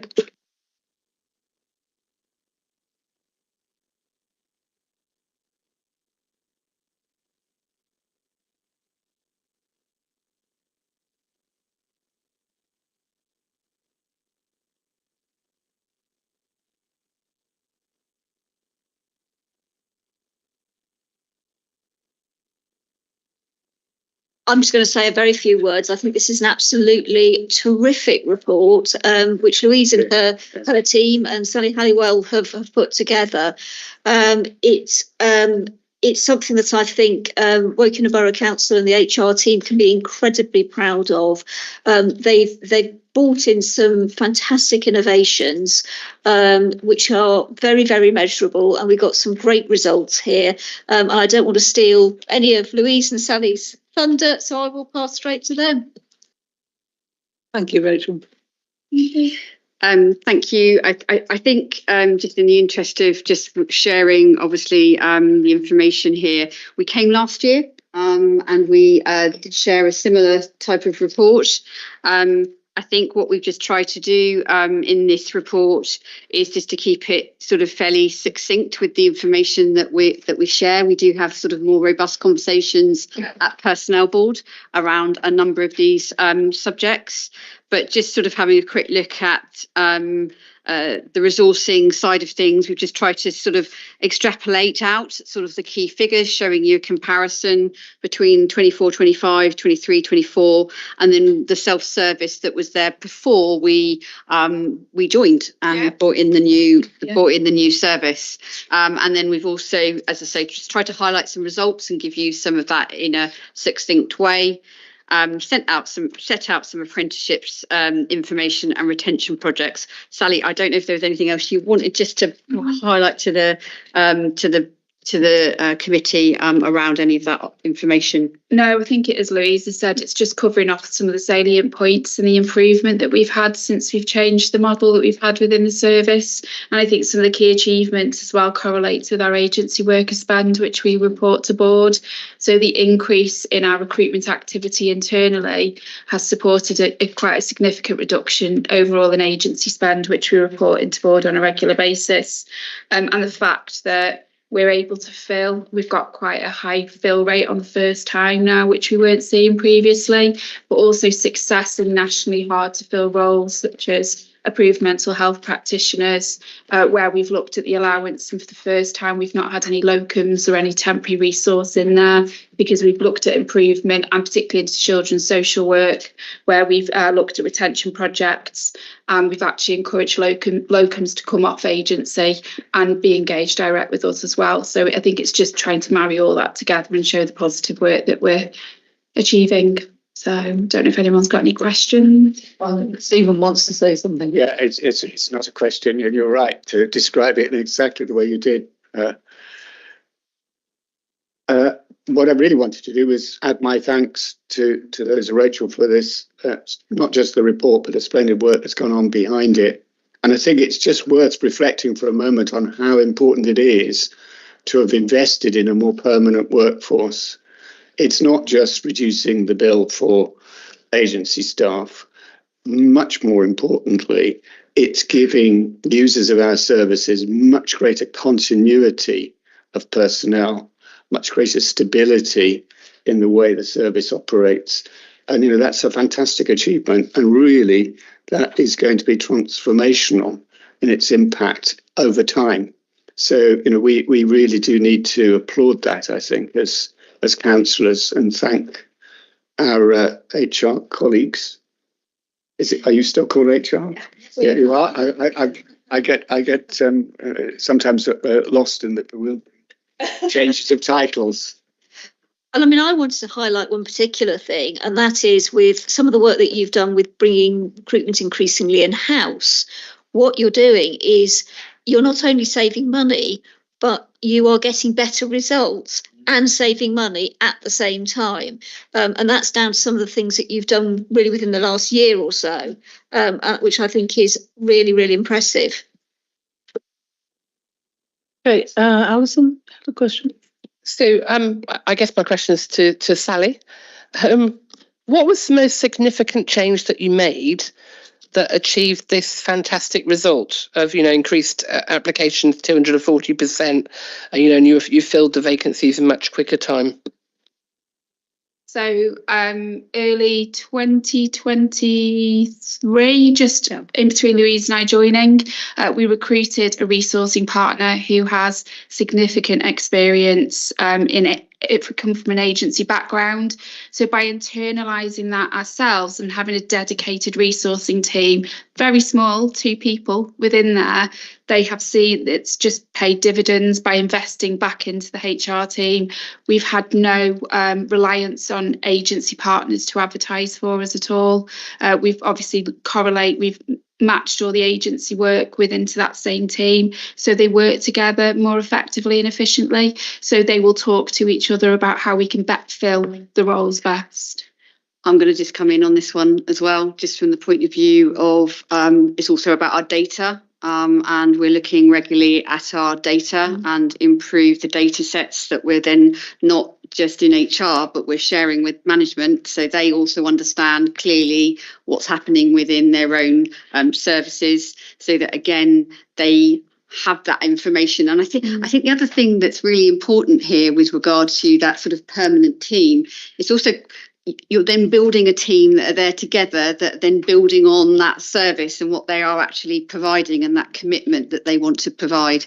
So as I say, it's got sort of those intangible things that you can't always see and measure very clearly, but definitely it's making a huge difference. I can see that our director wants to come in, so I better you raised a point I was going to raise, Louise, about data. And I think Personnel Board has been really supportive about wanting to see the level of data and really get under the skin of it, and some of that that influence through Personnel Board has helped us immensely. I think the other aspect as well, through having a dedicated recruitment function, albeit small, we've talked about making sure that we've got the right skill set, which is what this resourcing team does. We've talked about the data, but also part of what they do as well is build the relationship with the services, so that we make sure that the job adverts that are going out are the right, are containing the things that will draw people in. They're also able to look at best practice across the sector and understand not just what they've done in previous kind of recruitment resources, but looking at local authority where they're starting to get wins, and they're bringing all of that together to make sure that we're having kind of a meaningful impact.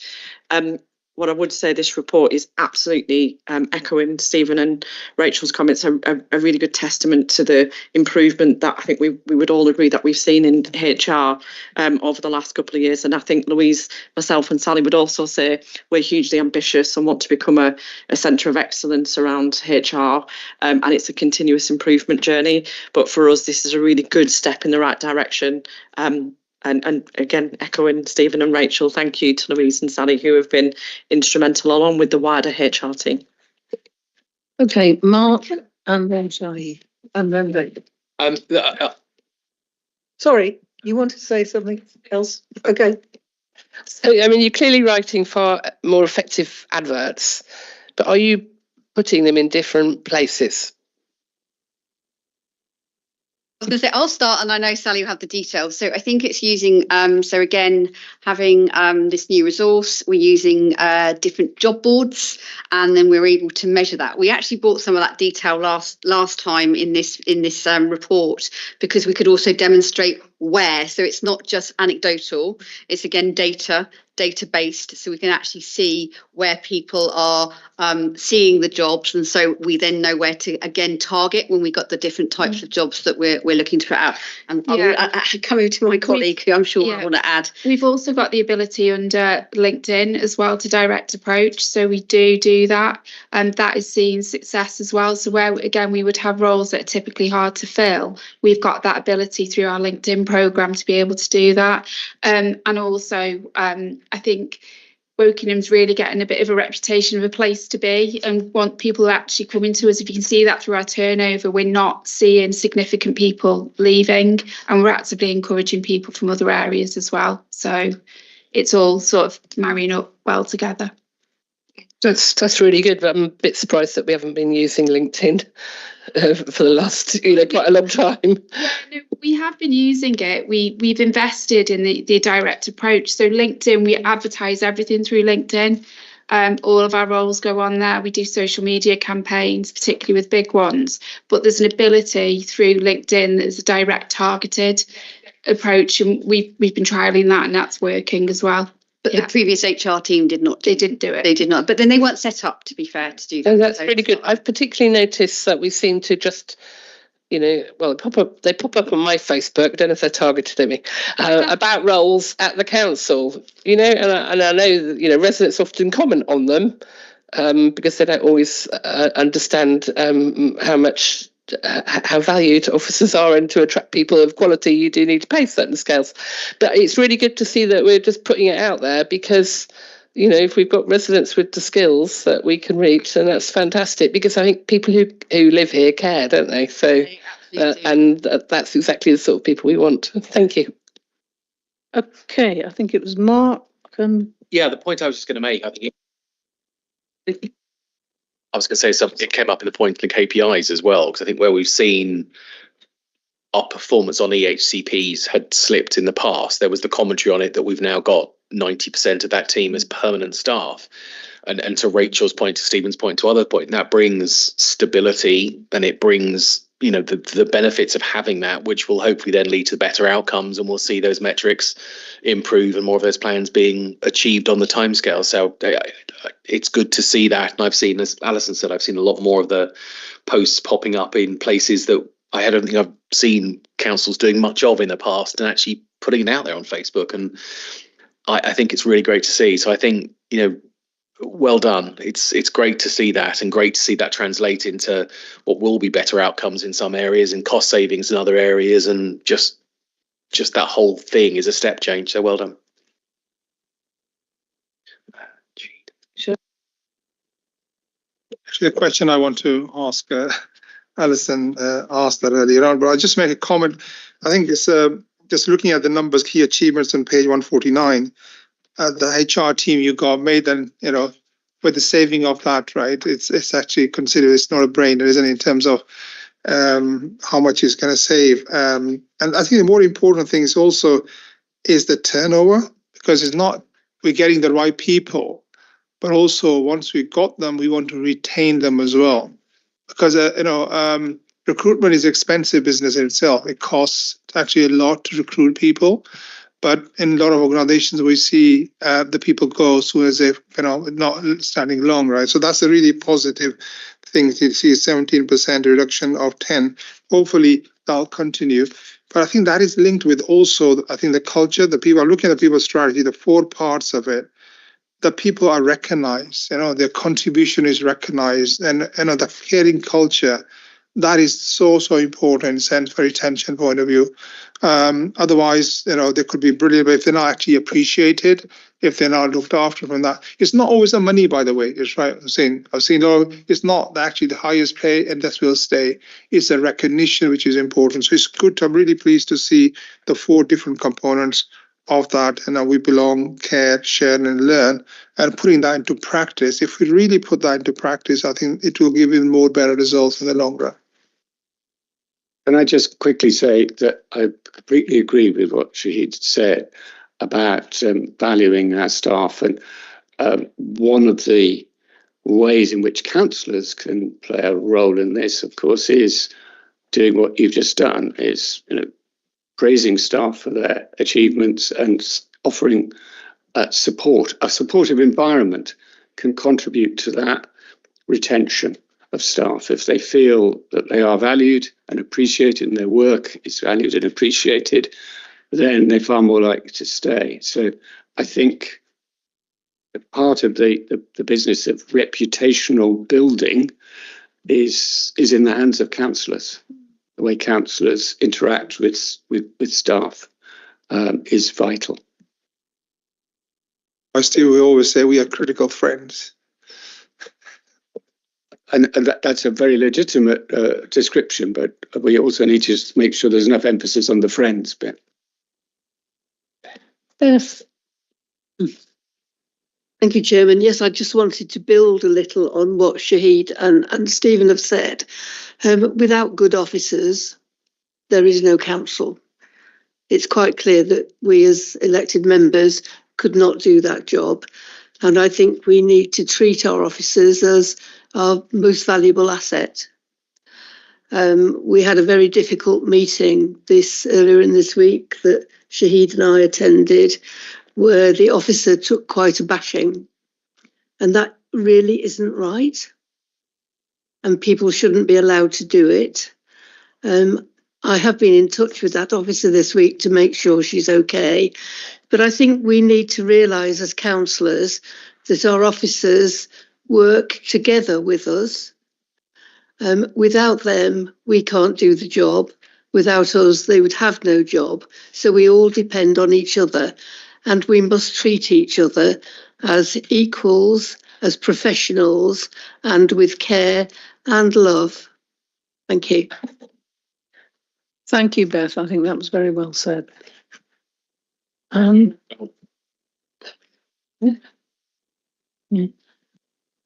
Yeah, Pauline has something to say. Pauline? Thank you, Chairman. I think Beth is right. I think, but I would like to say that, you know, any criticism, and that nobody gets everything right, whether it's an officer or a member. I think every criticism that is levelled should be constructive, it should be polite, and it should be in the spirit of improvement. So you're not doing anybody a favour always saying that they're right and they're wonderful or whatever. You also shouldn't be unduly critical. It should always be constructive and questioning, rather than either over the top, everything's wonderful praise, or completely negative and destructive criticism. So I think there's a balance point here somewhere. That was the only point I wanted to make. Thank you, Pauline.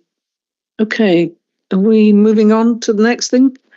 Well, Rachel, sorry, I just make one final comment, which is that it's been brilliant to see this really high level view of recruitment.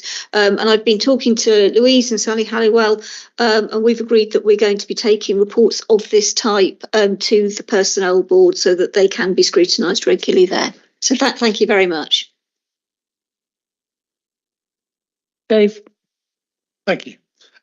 I think it would be very nice to see this in conjunction with sort of where the council was in terms of man hours. I'm not just talking employee man hours, consultants, agency man hours, and how many we had at point A, how many we have now, and seeing that difference and that change, and seeing what the total cost was in terms of that. And I'm sure the agency savings were there, but whether when we all add on the employment costs, whether we're spending more, and it might be right we're spending more, it might not be right we're spending more, but just to see that. I just wanted to say that's the absolute question that I had at Personnel Board. I think it was at the last meeting, actually. And we're going to go to that detail next, just to show, obviously, as you say, I think you're talking around from the point of view of on costs and those sorts of things when we look at that true employment cost. Genuinely, I feel that we are spending less, and we were able to give that sort of reassurance at Personnel Board, but we're going to refine again our report, because that's what we keep doing. We keep refining using those numbers. And just to also, with regard to the report on agency, we do get into the numbers. So we're quite specific about the numbers of agency staff there are and how those have changed over each quarter by directorate as well. And again, there's been further questioning around some of that. So I can give that definite reassurance, and I can say that that is being scrutinised quite clearly at Personnel Board, and that we are looking at that so that we can get that true understanding of cost, because, as I say, you can look at numbers and percentages, but it's what it comes down to. It would be great if you could share that with us as well. And definitely, I think hours is a really good criteria, because if you're using heads, you could have part-time heads, full-time heads, all that sort of thing. Hours is the FTE. Yes, I was going to say, I mean, you would be very welcome to join us, of course, at Personnel Board. If you would like to come along, if you would like to ask any questions, obviously you can do that as a councillor, so that we have that one focused discussion within the Personnel Board. Just to come back on the part-time point, again, the point that was raised, we don't look at head count, we look at FTE. So that, again, we're actually seeing real cost. Yeah, absolutely. But just so you know that we are looking at that. Let's move on to the overview and scrutiny work programmes. And Neil, are you going to kick off? Thank you, Chair. Just on the theme of being nice to officers.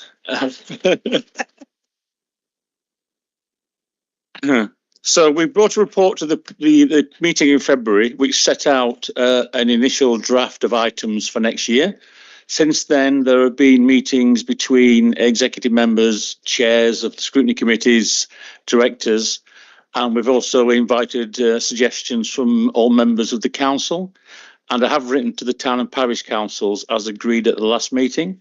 So this is the next iteration of the work programmes. Obviously, it's a movable feast, so there's still time to put in items or move items around. So we'll keep working on this, and the aim is for the first meeting of the committees in the next municipal year, we'll have a work programme which allocates items to each of the meetings throughout the year. So comments are welcome. Does it show which are the additional or the changes, or because the formatting all looks the same to me? You've spotted that it doesn't, so we can highlight that and yeah.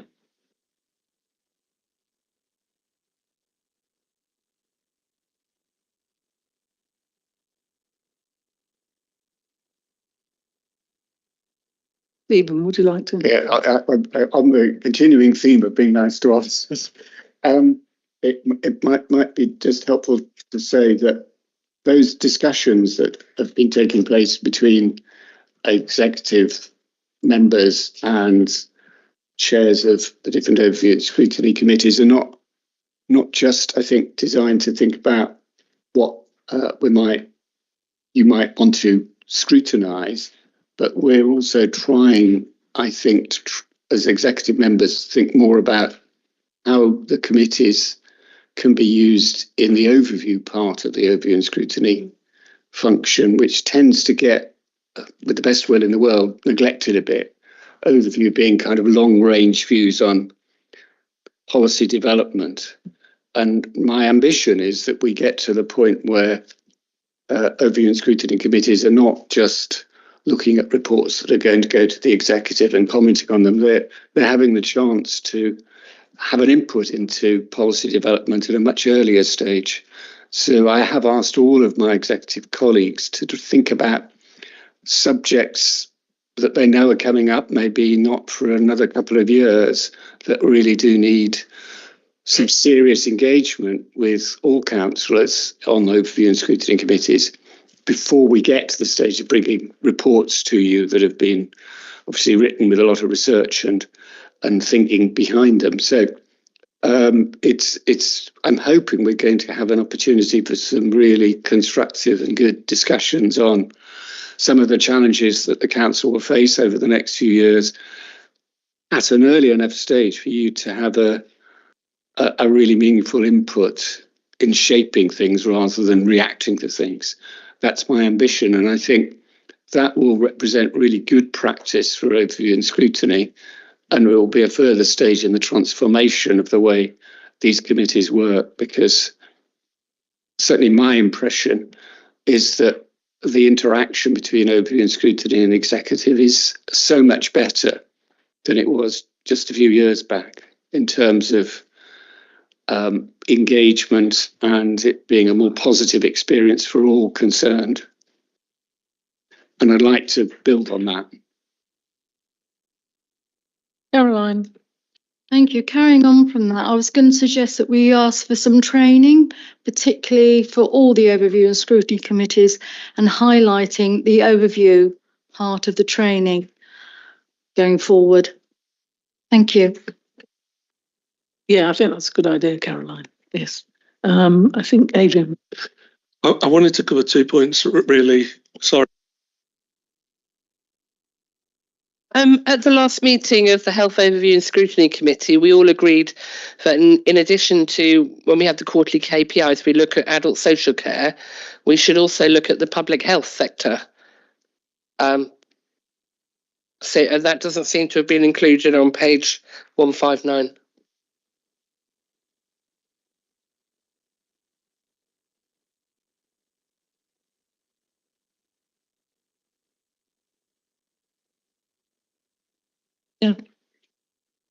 Now, Adrian, sorry.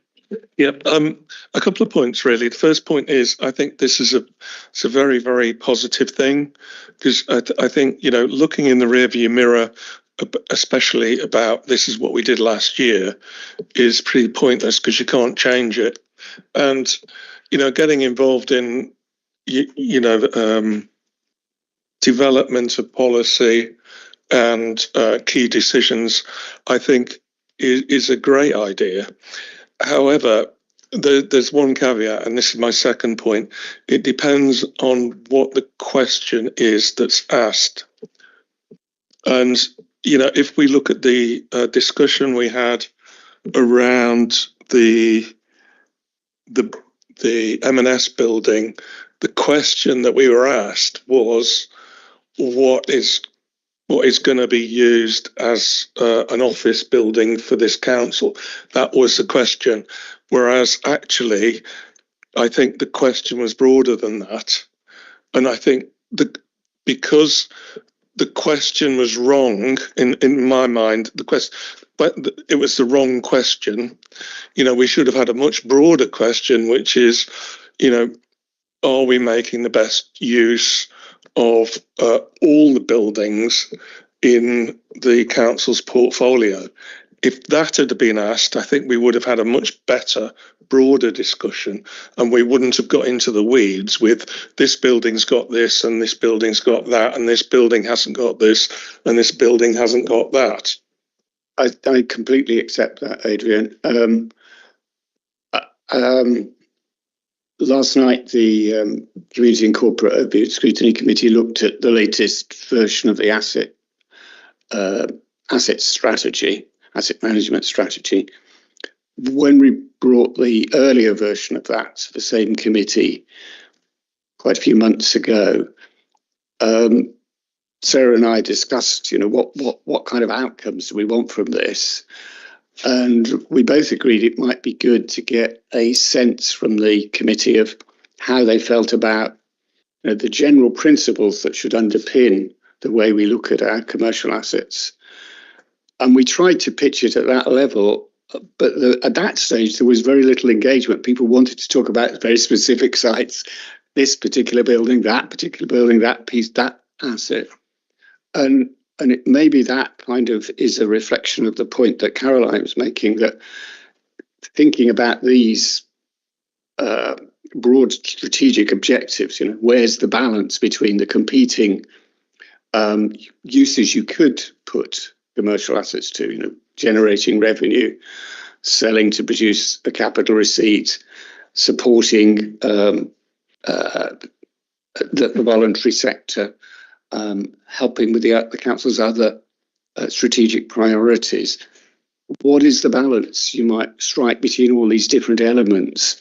And that's the kind of thing that would be really fruitful to have a discussion on at an early stage, so we can have input, so that when we get to those discussions on the weeds, we know what the field looks like, and we've got a better sense of, you know, which weeds should be taken out and which we should be treating with great care and attention.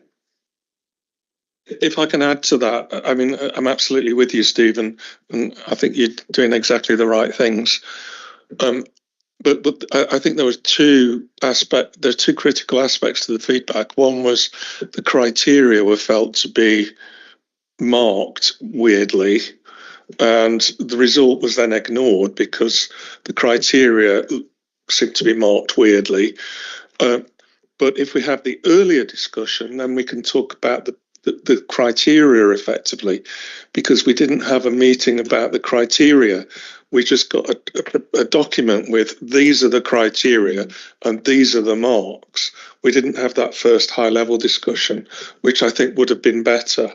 I think if that had fed into the process, I think we'd have been much better aligned to the officer's report. Well, Dave said it earlier on, really, you know, we have to learn by the experiences we go through, and we have to think about ways to improve the things we do. And I think we can all do that. And I think one of the great opportunities of the overview and scrutiny process is it enables us to learn those lessons quite early on, and that's really helpful. So it is, of course, entirely up to you what you as a committee and all the other overview committees want to do. It's not for me to say at all, but the offer is there that if you want to develop the overview part of your function,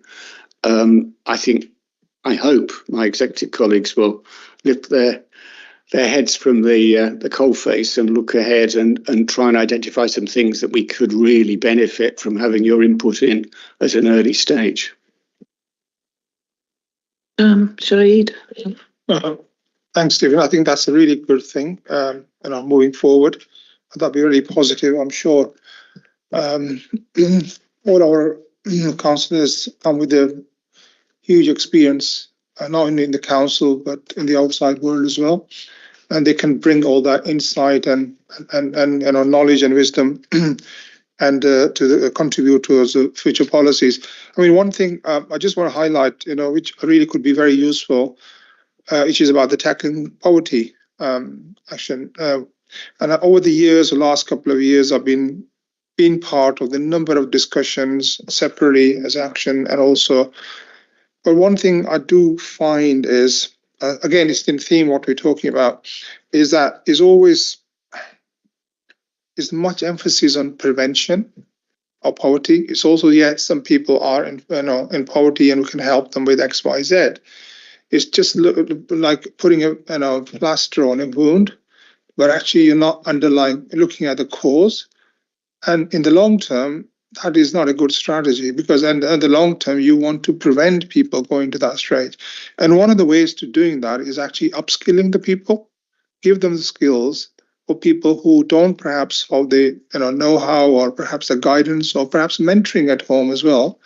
And if you give them the right skills, actually this is one way surely which will get them out of that poverty trap in the long term.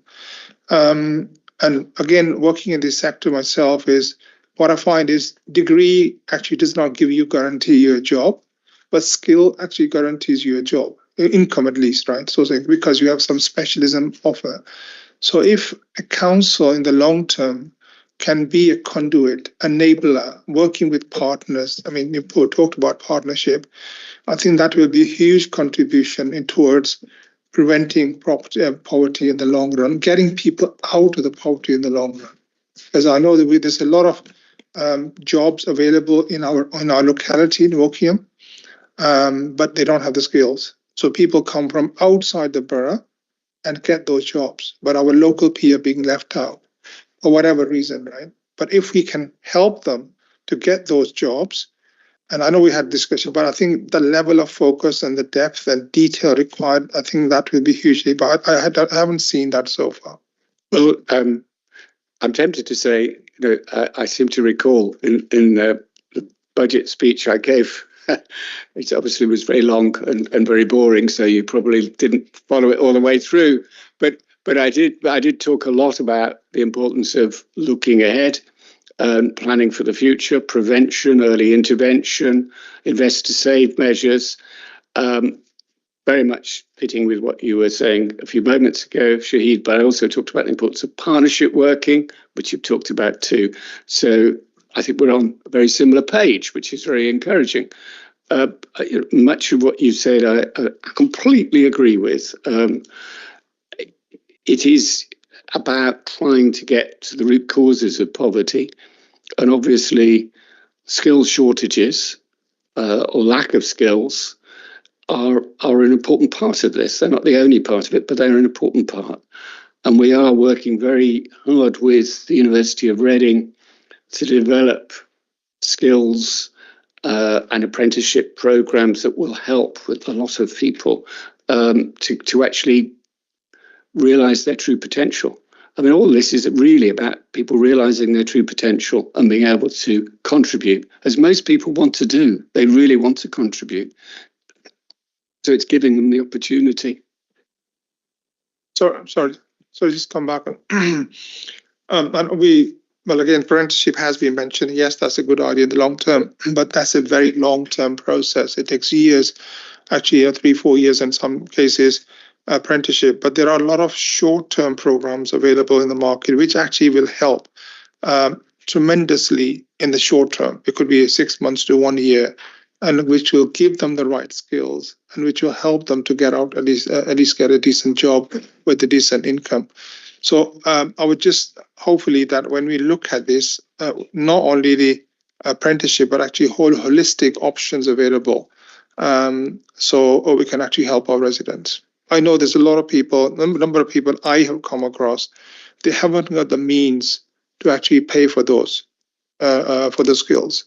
But if somebody could help them, even they're willing to even pay for it once they start working. It could be, I think we need to be more innovative, perhaps, think outside the box. And, and I know this organization which they run is they actually fund them to get upskilled to start off with, but then with the contract to say that when they start working, they can start paying them as a payback, which is financially is viable as well. So it's different ways of doing things, right, rather than what we were doing before, and looking at all those options. Adrian. I'm mayor this year, which is a great honour, and I've coming to the end, and I've really enjoyed it. It's been fantastic. But you get a huge amount of exposure to charities, and charities are doing a lot of this. A lot of charities are helping the people they're engaged with to move them forward, even if it's just baby steps and small steps. But I went to Link last week, and they have not only the advisors who are Link specialists, but they also invite Blandy and Blandy there, for instance.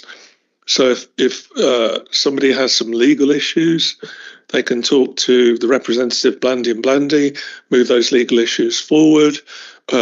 First Days and Share and all these guys, they're all pushing, yeah, we can give you this now, but if you get on this trajectory, then you can get out of this situation. So a lot of this is happening in the charitable sector. And I can't talk for every charity, but I know, when you see CLASP and what they do, and it's fantastic, and they're constantly trying to empower people and move people on to whatever the next step is. And getting back to this partnership working, I don't think the council can do all of this. It's absolutely impossible for the council to do all of it. I don't think the question can be solely directed to the council. It has to be directed to the council and all the partners. Yeah, thank you, Adrian. Alison. As Stephen's affirmed that a lot of the things Shahid spoke about chime with his speech about looking to the future, enabling residents to go further. Is this something that we can overview at a very early stage, that in the early stages of you talking to directors and executive members about what might be brought together to achieve this? Because when you look down, our list, nearly everything says scrutinise on it, and it just leap out at you. So is this something that we could plan to be in at an early stage when, help you explore it? Yeah, I'd be very happy for that to happen. I think what drives me. I would like very much to get in a place where everyone, regardless of who they are, whatever their background, is able to realise their true potential. And I would be very surprised if that isn't an ambition that pretty well all councillors share. So it should be possible for us to find ways to work constructively together on that overall objective. How do we make this an inclusive society where everyone can have their chance to contribute? It's good for the individual because they can live much more fulfilling lives if they've got that chance to contribute. But it's also good for the rest of us because every contribution people make benefits every one of us. Oh, Mark? I agree with Alison actually on the overview element, because as you say, every single line on here says scrutinising, and I think we need to change the narrative for the reports and change the narrative on the work programme and actually include more of an absolute call out that a major and increasing part of what we should do is also scrutinise, providing overview on emerging policies, emerging documents, emerging whatever the thing is, and actually not change the balance so it's more about that than this. But I think it needs to happen in here more, that it's front and centre about what we do is also providing the overview and early input into policy development and policy shaping. Because at the moment this just reads as scrutinising, and I know we do more overview work over the last year, but I think that needs to be, I think it's language more than anything else. Yeah, I think you're right. I guess Neil was writing. Yeah. Respond to that? Yeah. Yes, well, as we always say, scrutiny is a member-led process. So we're very happy to take it in whatever direction members want it to go into. So yes, by all means, new ideas, fresh ways of working, that's really positive. So yeah, I'm sure we can make some good progress on it. Can I ask the chairman of the committees who met with the executive members and the directors to ask them, what's coming forward for us to overview? Did they not put anything forward? The fact that there's nothing added to these work programmes that says overview. Well, yeah, sorry, where is it? I'm not sure why there was an absence of the word overview. I think, to be fair, this is something I've been aspiring to do, and I'm working to get my colleagues to lift their heads up enough, find the time to be able to identify things they think it would be really useful to bring before the overview scrutiny committees for policy development parts of the operation. I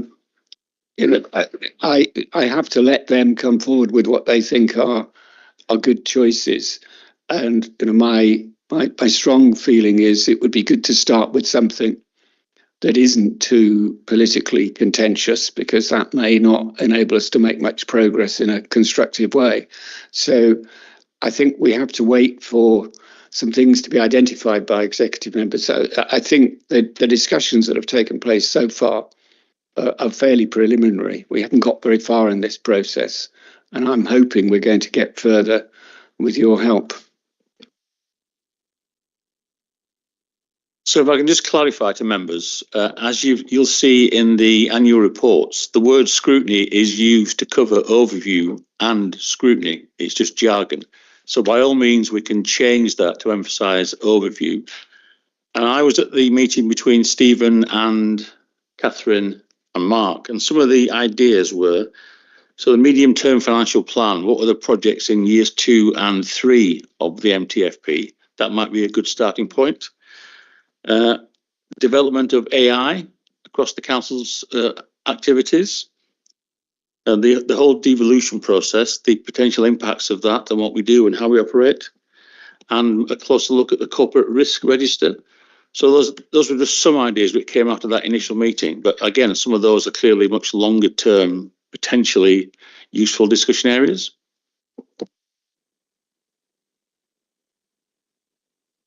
I just kind of suggest one of those that really stood out to me as something we could really engage with is probably the AI stuff. But I would also be very interested to, this could be more controversial, not that AI is lacking in controversy, but the whole local government reorganisation agenda also, it would be useful to get an input from councillors. The only authority I have as the leader at the moment is to talk with the other leaders in Berkshire or anywhere else that we might end up connected with through the strategic mayoral authority. We at this stage are not really talking about unitary boundaries. That's the discussion for later on, if at all. But it would be really useful to have an input from all councillors so that I've got a better sense of what the council is likely to feel comfortable with or uncomfortable with. That would be really helpful, I think. And that's very pertinent and very immediate. It's, you know, it's something we need to be clarifying our thoughts on in the next few months and probably year, 2 years at most. Yes, Adrian. I would like to go over the assets again, but with a much broader question rather than, you know, what do we need as a head office building? I would rather have, you know, a much more general discussion on it. Effectively, in my view, to get to the criteria, you know, what are the important things to the council and the partner bodies for the estate? And I think that would drive the criteria. And when we've got the criteria right, I think everything else follows.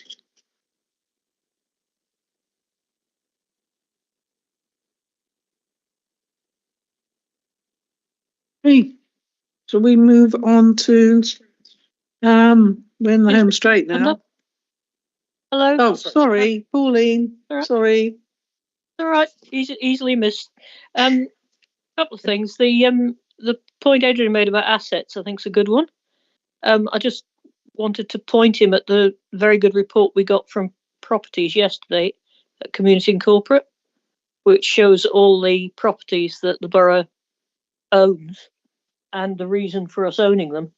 We asked them for a bit more information and to make that data public because it's not currently on the website. And I think that that's quite a good starting point for where our assets are. I was quite surprised by some of them. I'm sure other people were equally surprised by some of them. So if you need pointed in the right direction, Adrian, I'm happy to send it to you.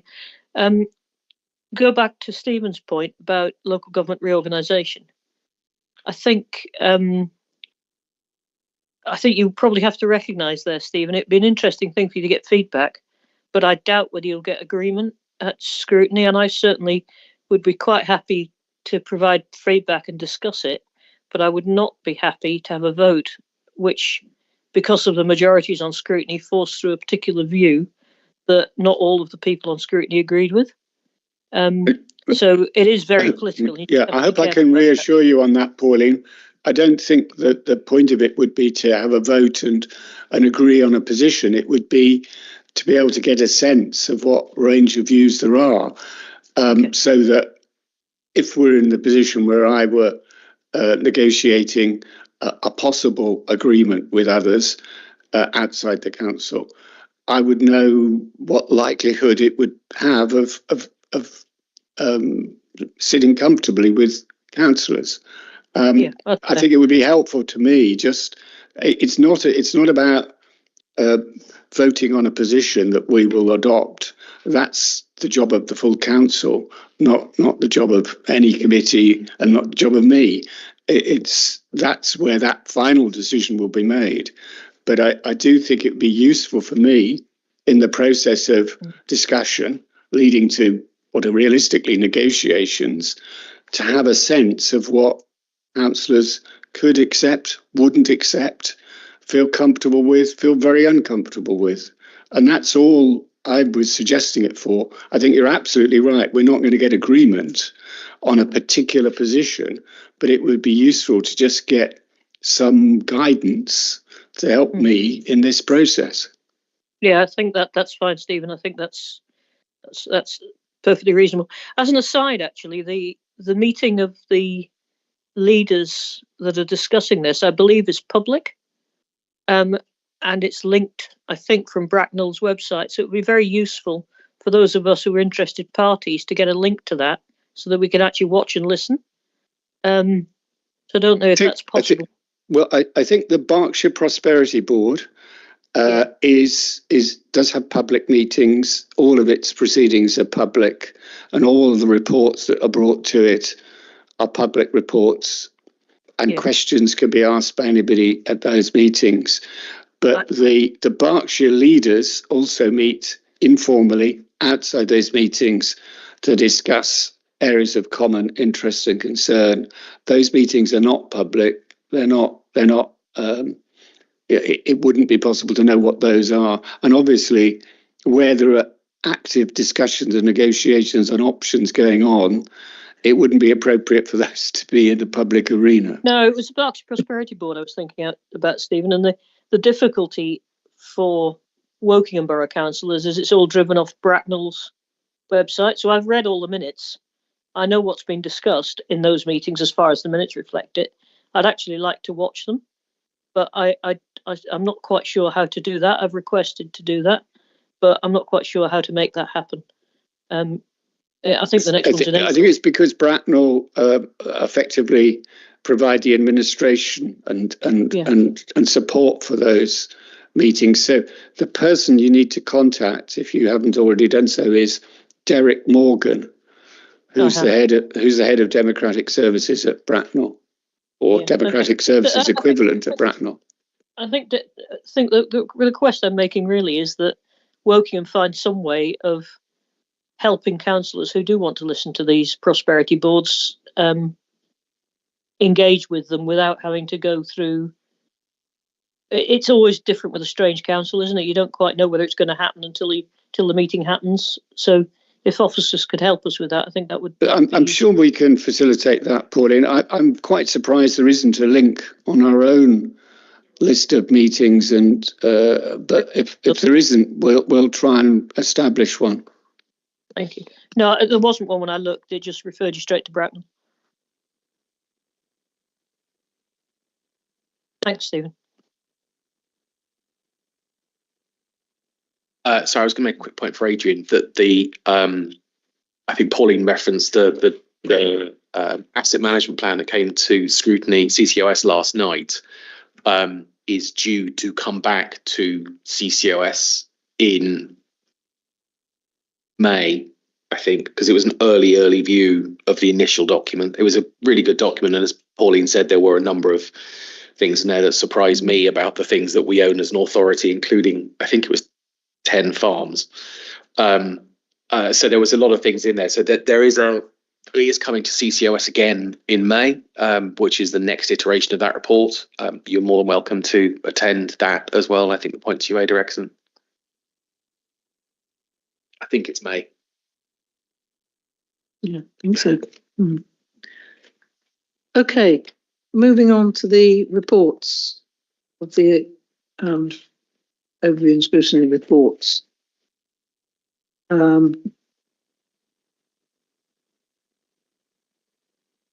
Which some of us have got our names on and our photographs. Scary. The photographs are not big enough. I need to change mine. Yeah. I'm happy to. So the reports are going to council at the end of March. They're still in draft form, so there is still time for any changes if anybody wants to make any changes.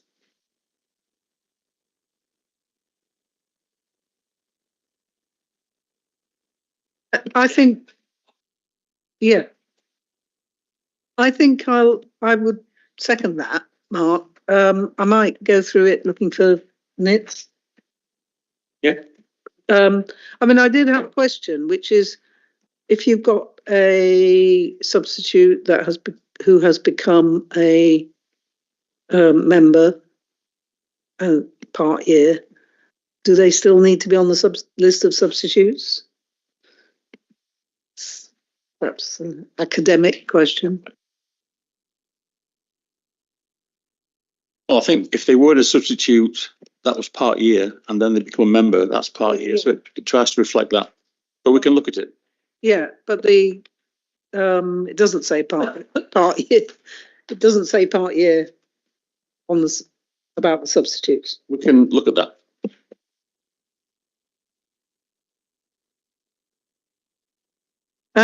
Well, there's still there's action tracker, isn't there? Chair, We don't. We normally have, looking at the exec forward programme, the IEMDs coming up, and the coming committee meetings. I believe HOSC, we've still got 2 meetings to go in March and April.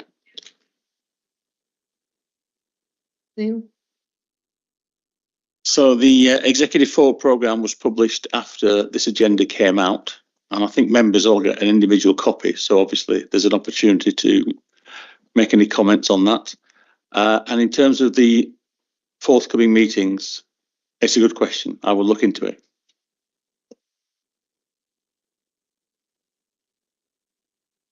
TCOS, we're not meeting until May. So the next one. About time this. Well, we have had a fairly busy couple of months, I have to say. The next one, please. Well, we're not quite sure yet. They have got some dates. Looking at maybe the 13th or 14th of May. So I'll clarify with the chair and vice chair and let you know.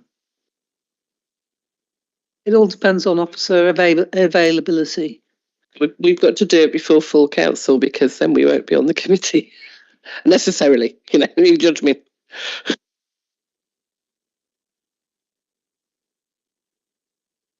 I think they are before. I mean, it's yeah. Yeah. It's a very good point. Okay, are there any comments on the action tracker? Page 187. No. Wait, what? Yeah. Page 188. Yes, no, yes, no. Page 189. 190, 191. Everybody happy? Yes. Right, Dave, what were you saying? Oh, you can do. Oh, good. Right. Thank goodness for that. Right, thanks very much, everybody. And we might not be able to.